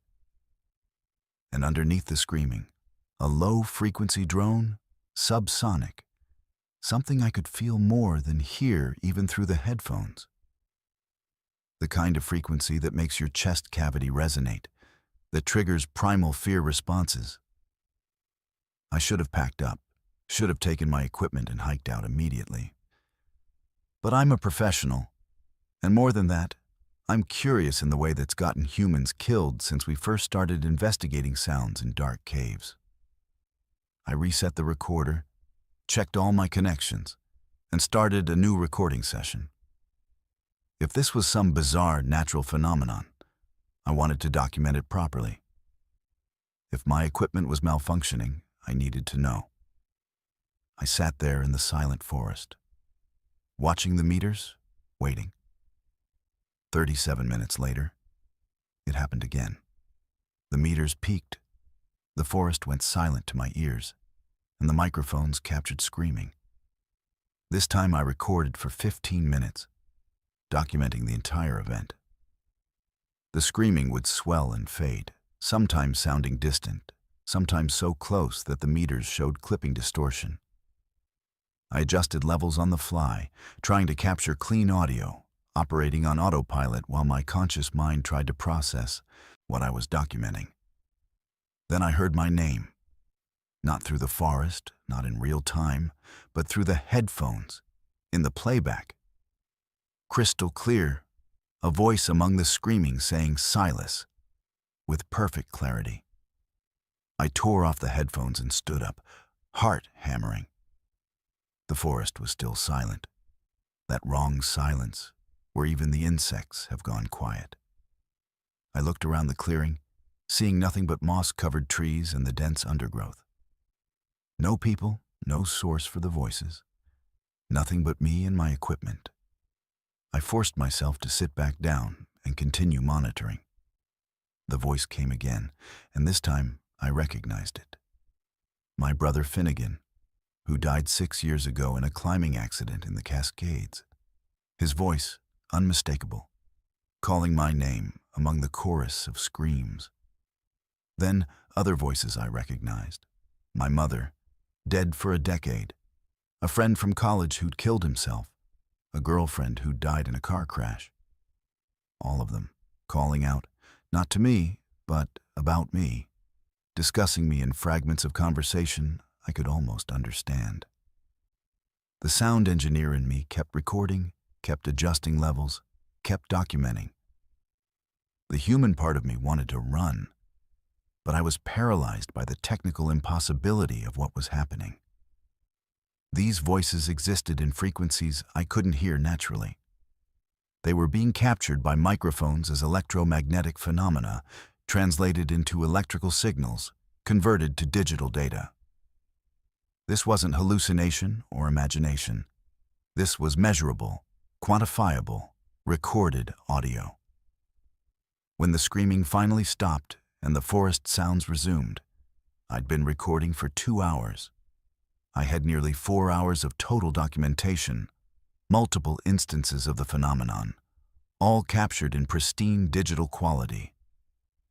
I packed my equipment with methodical precision, forcing my hands to stop shaking, and started hiking out. The forest felt hostile now, oppressive, like I'd recorded something I wasn't meant to hear and the wilderness knew it. I made it back to my truck as the sun was setting, loaded everything, and drove straight home. Didn't stop, didn't eat, just drove in silence because the thought of turning on the radio or playing music felt obscene after what I'd heard. When I got home, I transferred all the audio to my main workstation and spent the entire night analyzing it. The screaming was consistent across both microphone systems, ruling out equipment malfunction. The frequency content was genuine, not artifacts or interference. I could isolate individual voices, run them through spectral analysis, identify phonetic patterns. And the voices I recognized, Finnegan, my mother, the others, their vocal signatures matched recordings I had from when they were alive. Not perfectly, but close enough that voice recognition software flagged them as probable matches. I never delivered that commission. I told the meditation app company the recordings were unusable due to technical issues and returned their advance. I wouldn't, give them audio files that contained humans screaming at frequencies just beyond normal perception. Couldn't risk someone pitch-shifting them out of curiosity and hearing what I heard. But I kept the recordings. They're on an external drive in my safe, encrypted and backed up, because they're evidence of something that shouldn't exist. I've played them for exactly 3 people, 2 audio engineer colleagues and an acoustic scientist. All of them confirmed what I found. The screams are real, recorded at high frequencies, and they contain recognizable speech patterns and, in my case, recognizable voices. The acoustic scientist suggested a theory involving infrasound and ultrasound being produced by geological processes, somehow modulated in ways that create the illusion of human voices. It's a reach, but it's something. The alternative, that certain places record trauma, that the forest somehow captures and replays the death sounds of everyone who's died in these mountains, is too much to accept. But I've been back to other locations in the Cascades, other deep wilderness areas, and I've recorded again. Listening in those high frequencies where most people don't think to look. It's everywhere. Not as intense as the Ho, but present. A constant background of high-frequency human sounds, screaming and crying and calling out names, all existing just above the range where our ears can detect them, but well within the range where machines can capture them. The forest is full of voices, and they're all saying things we're not supposed to hear. I don't do remote location work anymore. I stay in studios, work with synthesizers and processed sounds, things I can control and understand. Because I've learned that silence isn't real, that what we perceive as peaceful wilderness ambiance is layered with sounds we've evolved not to hear. And sometimes not hearing is a mercy.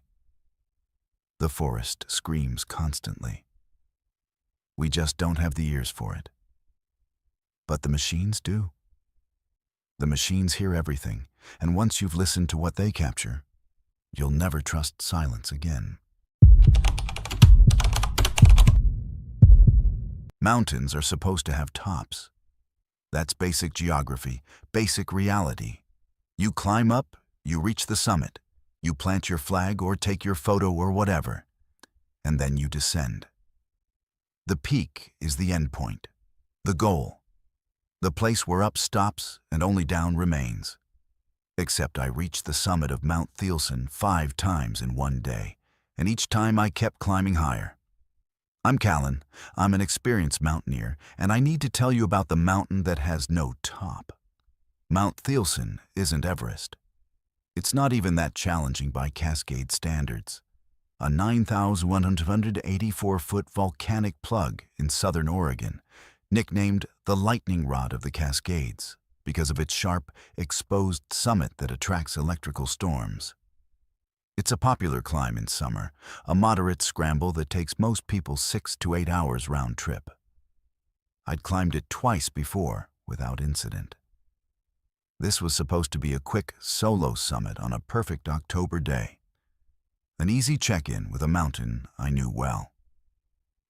Instead, it became something I still can't adequately explain, even with all the evidence in my pack. The approach was standard, I started at the trailhead at 6 a.m., made good time through the forest section, reached the tree line around 8, and began the final scramble up the volcanic rock around 9:30. The weather was flawless. Clear sky, minimal wind, that crisp autumn cold that makes your lungs feel clean. I could see for 100 miles in every direction. Diamond Lake spread out below, like a blue mirror. The Three Sisters were visible to the north, Mount Shasta to the south. Perfect conditions, perfect visibility, nothing to indicate the day would become a waking nightmare. I reached the summit at 11:47 a.m. I know the exact time because I checked my watch specifically to log it, took my summit photo with the peak marker visible, and started my usual routine: water, energy bar, a few minutes to appreciate the view before descending. The summit of Thielsen is small, maybe 10 feet across, a narrow pinnacle of fractured volcanic rock with barely enough room to stand comfortably. The peak marker is a metal rod driven into the rock with a small plaque. I've touched it twice before. I touched it again, ate my snack, and took one more look around before starting down. Except when I turned to descend. The route down wasn't there. The scramble section I'd just climbed, the obvious path through the broken rock that I'd ascended 30 minutes earlier, was gone. In its place was more mountain. The volcanic plug continued upward, another 100 feet of climbing visible above where the summit should have been. I stood there, genuinely confused, looking up at rock that hadn't existed moments before. My altimeter showed 9,184 feet. My GPS showed the correct coordinates for Thielsen summit. But my eyes showed more mountain above me, clearly visible, undeniably real. I checked my summit photo, the one I'd taken 15 minutes earlier. The image showed me at the peak marker with clear sky above. The photo timestamp matched my watch. But when I looked up from my phone, the rock continued upward, and the peak marker I'd just photographed was now 30 feet below where I stood. I hadn't moved. I'd been standing in the same spot checking my phone. But somehow the summit had risen, or I'd climbed higher without realizing it, or the mountain had grown. I made a decision that probably seems stupid in retrospect, but felt logical in the moment. I kept climbing. If there was more mountain, I'd climb it until I found the actual summit. Maybe I'd gotten disoriented.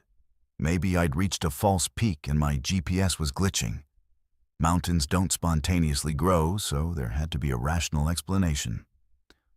I continued up the volcanic rock, scrambling over broken basalt, and reached another summit 20 minutes later. Same metal rod, same plaque, same narrow pinnacle. My altimeter showed 9,184 feet.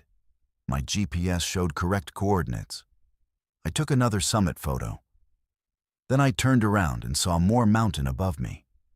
Another 100 feet of climbing, maybe more, the rock formation continuing upward in defiance of what should have been sky. I checked my photos. 2 summit photos now, both showing me at the peak marker, both time-stamped, both clearly depicting the top of the mountain. But I was standing at a summit with more summit above me. And my brain was starting to fracture, trying to reconcile the impossible. I found the first piece of physical evidence at what I'll call Summit 3.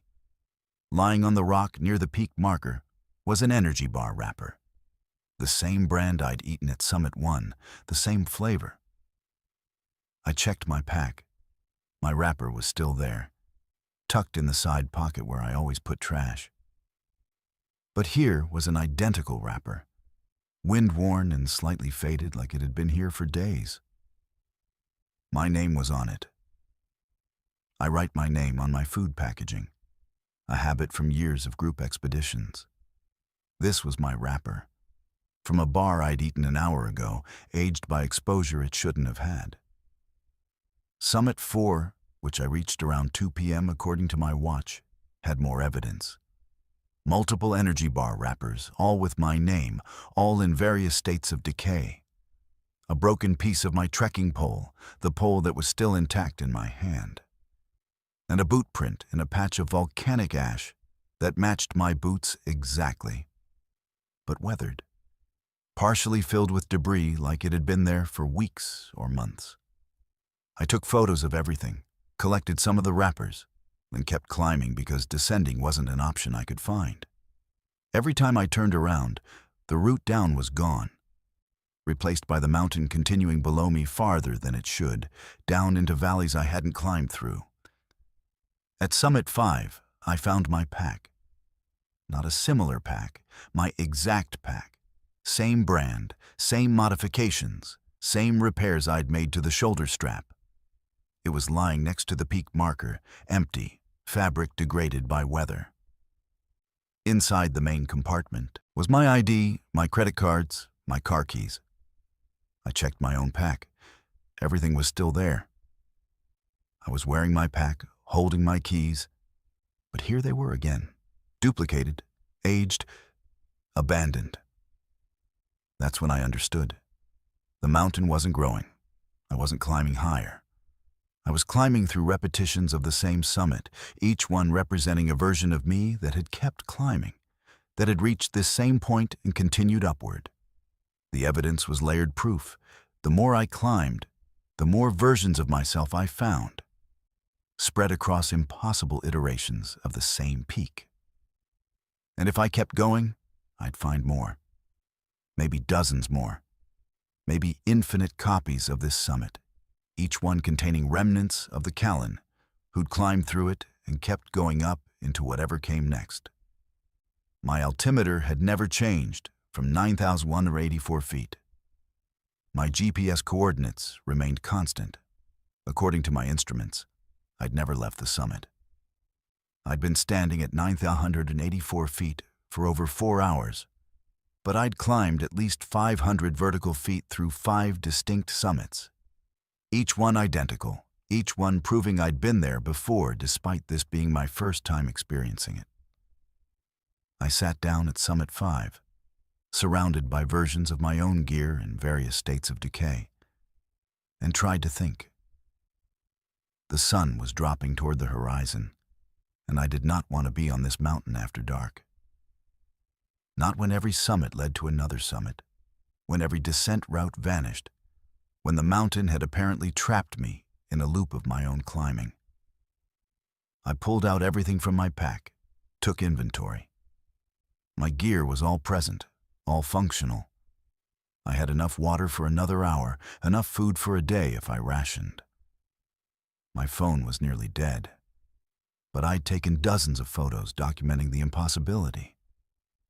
Then I had an idea born of desperation. Instead of climbing up or trying to descend, I climbed sideways, traversed across the face of the summit pinnacle at the same elevation, moving laterally instead of vertically. The rock was exposed, dangerous, not meant to be climbed this way. But I inched along, testing each handhold, moving perpendicular to the direction the mountain wanted me to go. After 20 feet of traverse, the world lurched. That's the only way I can describe it. Reality shifted like a scratched record skipping to a new groove. Suddenly, I was on a different face of the mountain, the normal face, the one I'd climbed up originally. Below me was the clear scramble route down, obvious and real. My altimeter still read 9,984 feet. My GPS still showed correct coordinates. But now when I looked up, there was only sky. I descended faster than I've ever descended anything, practically running down the scramble section, not caring about safety, just needing to be off that mountain. I reached the trailhead at 7 p.m., exhausted and shaking. My truck was exactly where I'd left it, alone in the parking lot. According to my watch and my phone, I'd been on the mountain for 13 hours. The photos in my camera roll told the story. 5 summit photos, multiple images of my own weathered gear, proof of impossible repetition. I showed the photos to exactly 2 people. A climbing partner who's known me for 15 years and a geologist who specializes in volcanic formations. Both confirmed the images were genuine and unexplainable. The gear I'd collected, the weathered wrappers with my name, the broken pole piece, I still have. They exist. Physical proof of summits I reached before I reached them. I haven't been back to Thielsen. I've climbed other mountains. But I find myself obsessively checking that there's only one summit, that the peak I reach is the last one, that up eventually stops. Because I know now that some mountains don't follow rules, that certain peaks exist in more states than our reality usually allows, and if you're unlucky enough to climb one on the wrong day, you might find yourself ascending through infinite versions of the same summit, leaving pieces of yourself at each one, climbing forever toward a top that never comes. Dreams aren't supposed to follow schedules. They're random firings of neurons, subconscious processing, the brain sorting through the day's garbage while the body rests. They definitely aren't supposed to be shared across hundreds of miles by people who've never met, converging on a single date and location with countdown precision. But that's exactly what happened to 5 of us on the Pacific Crest Trail. And the fact that we all walked toward it anyway tells you something dark about human nature. I'm Aurelia, and this is about the place that dreamed us into existence before we ever dreamed of it. The PCT is a ribbon of trail stretching from Mexico to Canada, 2,650 miles of mountains, deserts, and forests that takes 5 months to complete if you're fast and have the weather on your side. I started my through hike in late April from the southern terminus, one of maybe 3,000 people attempting the full trail that year. You develop relationships out there. Trail families form naturally. People hiking at similar paces tend to cluster together. You see the same faces at water sources and campsites. But the dreams created connections between people who should never have met, who were separated by hundreds of trail miles and weeks of hiking time. My first dream came in early June. Somewhere in the Sierra Nevada, I'd camped near Forester Pass, exhausted from the elevation and the endless snow fields. The dream was sharp, hyper-real, the kind where you're aware you're dreaming but can't control anything.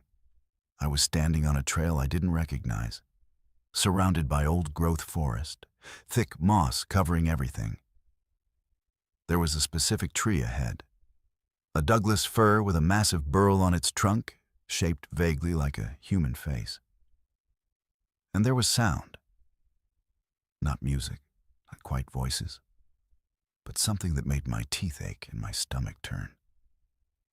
In the dream, I knew exactly where this was. Mile marker 1047. Somewhere in southern Washington, I wouldn't reach for another 2 months. The knowledge was absolute, branded into my consciousness. I woke up with a migraine that lasted 3 days. I wrote it off as altitude sickness, dehydration, the general physical trauma of hiking 25 miles a day with 40 pounds on your back. But the dream came back. Every night, the exact same dream. Same tree, same sound, same certainty about the location. And each time, I noticed something new. A specific rock formation, the angle of light through the canopy, details that felt more like memories than imagination. I first met Odin at Kennedy Meadows, the traditional start of the Sierra section. He was a southbound hiker, SOBO in trail terminology, meaning he'd started at the Canadian border and was heading toward Mexico. Our paths crossed for maybe 10 minutes at the general store while we both resupplied. I wouldn't have remembered him, except he asked, completely out of nowhere, if I'd been having weird dreams. The way he asked, nervous, embarrassed, like he was testing whether I'd call him crazy, made me stop and actually look at him. We compared notes standing in the parking lot, ignoring the other hikers around us. He'd been having the same dream for 2 weeks. Same location, same tree with the burl, same sound. He was currently at mile 1905, hiking south. I was at mile 755, hiking north. We were both approximately 1,090 trail miles from mile 1847, just approaching from opposite directions. The coincidence was disturbing enough that we exchanged contact information, promising to check in when we had cell service. I met Kendrick at Crater Lake 3 weeks later. He was a section hiker just doing Oregon, and he approached me at the Rim Village with a photo on his phone. "Have you seen this tree?" he asked, showing me a sketch he'd drawn from memory. It was the burl tree, exact details, same perspective I'd seen in my dreams. We talked for 2 hours, comparing experiences. His dreams had started a month ago. He was camped near Santiam Pass, approximately 56 trail miles from the location. He had no intention of hiking that section. His permit ended before he'd reach it. But the dreams were getting more intense, more insistent. The online PCT forums connected me with the others. There was a thread, started by someone with the username Trail Dreamer, asking if anyone else was experiencing recurring nightmares about a specific mile marker. 19 people responded initially, but most were vague or describing different dreams. 5 of us had the exact same dream, down to specific details we confirmed through private messages and video calls. Me, Odin, Kendrick, Navy, a northbound hiker about a week ahead of me, and Esme, who wasn't even on trail yet, but had been planning her through hike for next year and had started dreaming about the location 3 months ago. The disturbing part wasn't just the shared dream. It was the distance pattern.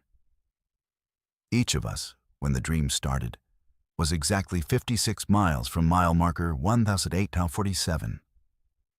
56 miles is oddly specific, not a round number, not particularly significant. But all of us, approaching from different directions at different times, started dreaming when we hit that exact radius. Esme was the outlier. She lived in Portland, and her apartment was 56 road miles from where the PCT crossed mile 1847. The dreams had driven her to measure it.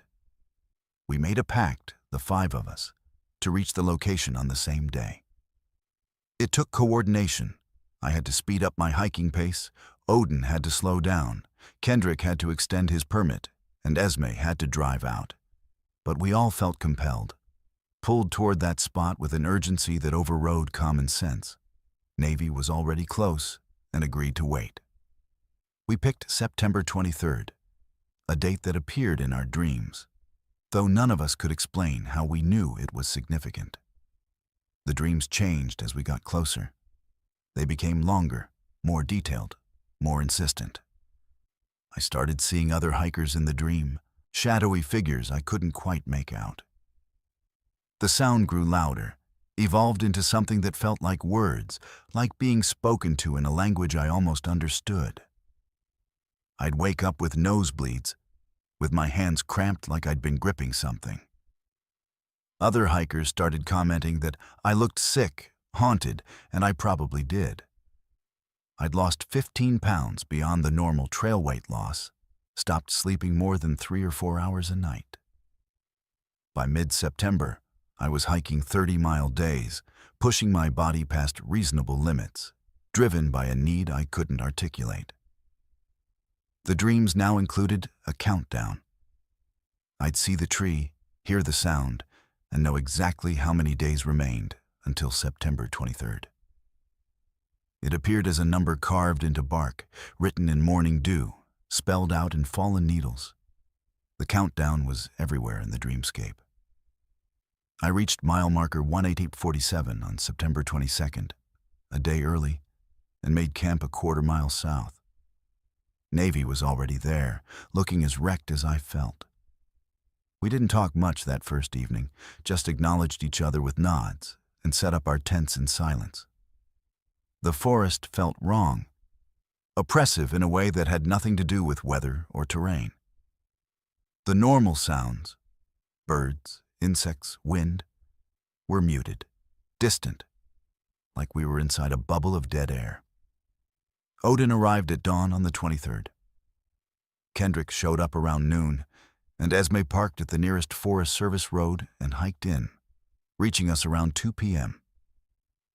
We stood together at mile marker 1847, 5 strangers connected by shared nightmares, and tried to figure out what to do next. The tree was real.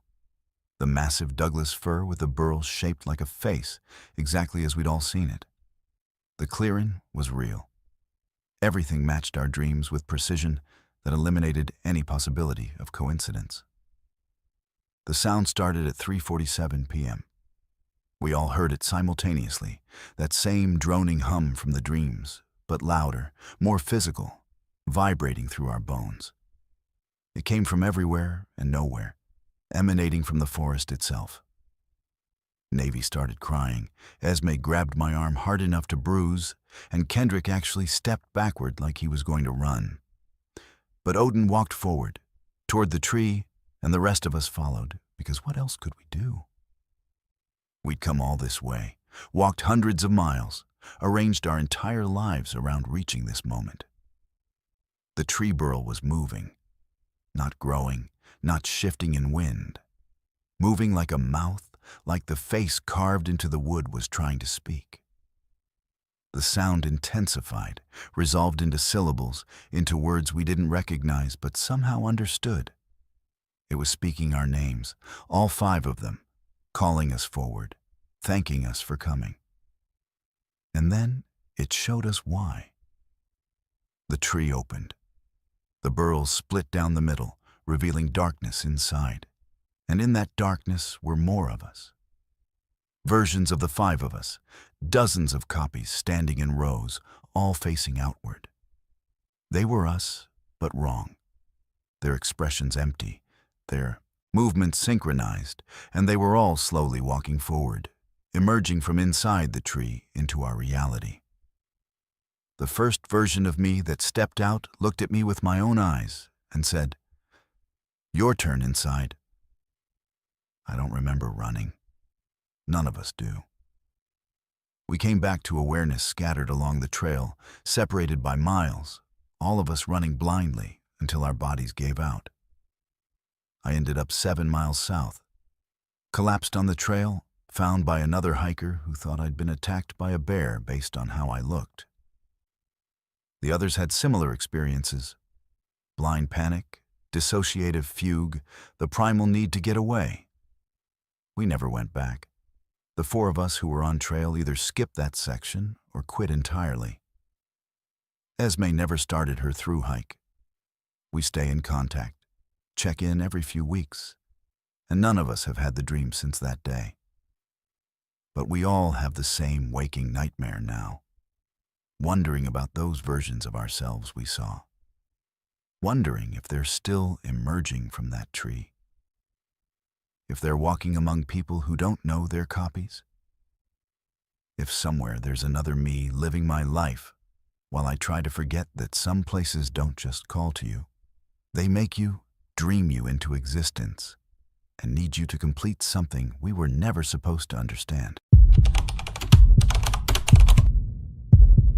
Rescue work teaches you that people lie. Panic makes them irrational. And the wilderness doesn't care about your training or your equipment. But it doesn't prepare you for finding someone who insists they were never lost, who has no memory of calling for help, and who looks at you like you're the one who shouldn't be there. I'm Julieta. I've been with Gifford Pinchot's Search and Rescue for 8 years. And what happened last November broke something fundamental in how I understand my job. This is about the rescue that shouldn't have happened and the price of bringing someone back who never left.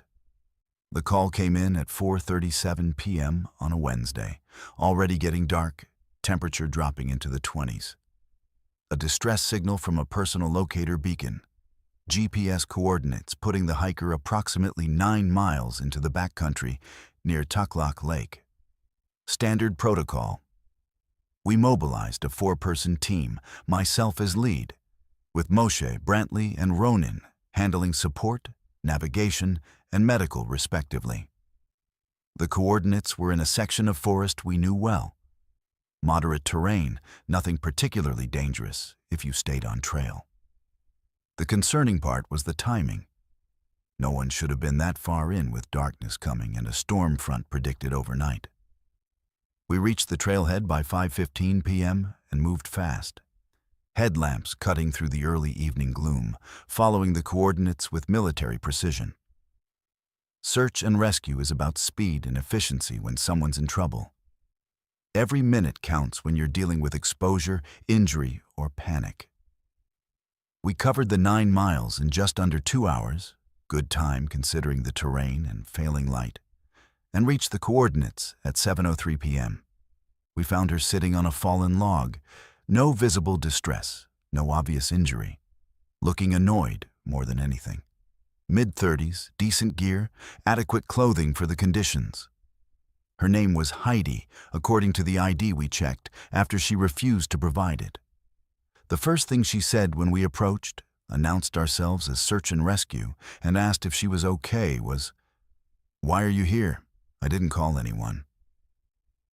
I showed her the alert we'd received, the GPS coordinates from her personal locator beacon.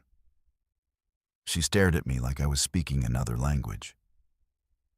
"I don't have a PLB," she said. "Never carried one, and I'm not lost. I know exactly where I am." She pointed down what should have been a trail continuation. "The trail's right there. I'm 2 miles from the Taklak Lake trailhead, heading back to my car. I'll be there in 40 minutes. Except that wasn't right. We were 9 miles from the nearest trailhead. The direction she was pointing led deeper into wilderness, and there was no trail visible where she indicated. Moshe pulled up maps on his GPS, showed her our location.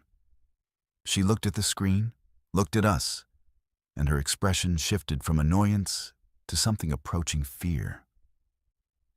"That's not right. Your GPS is wrong. I've been on trail the entire time." Brantley walked a perimeter check while Ronan assessed her for head injury or disorientation.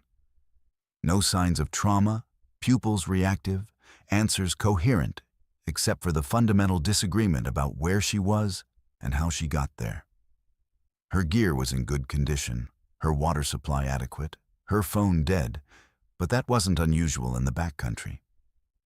By all observable measures, she was fine. But the distress signal was real. Her coordinates were accurate, and she had no trail to follow in the direction she insisted would lead to safety. We explained the situation as clearly as possible. It was getting colder, a storm was coming, she was miles from any trailhead, and we needed to get moving.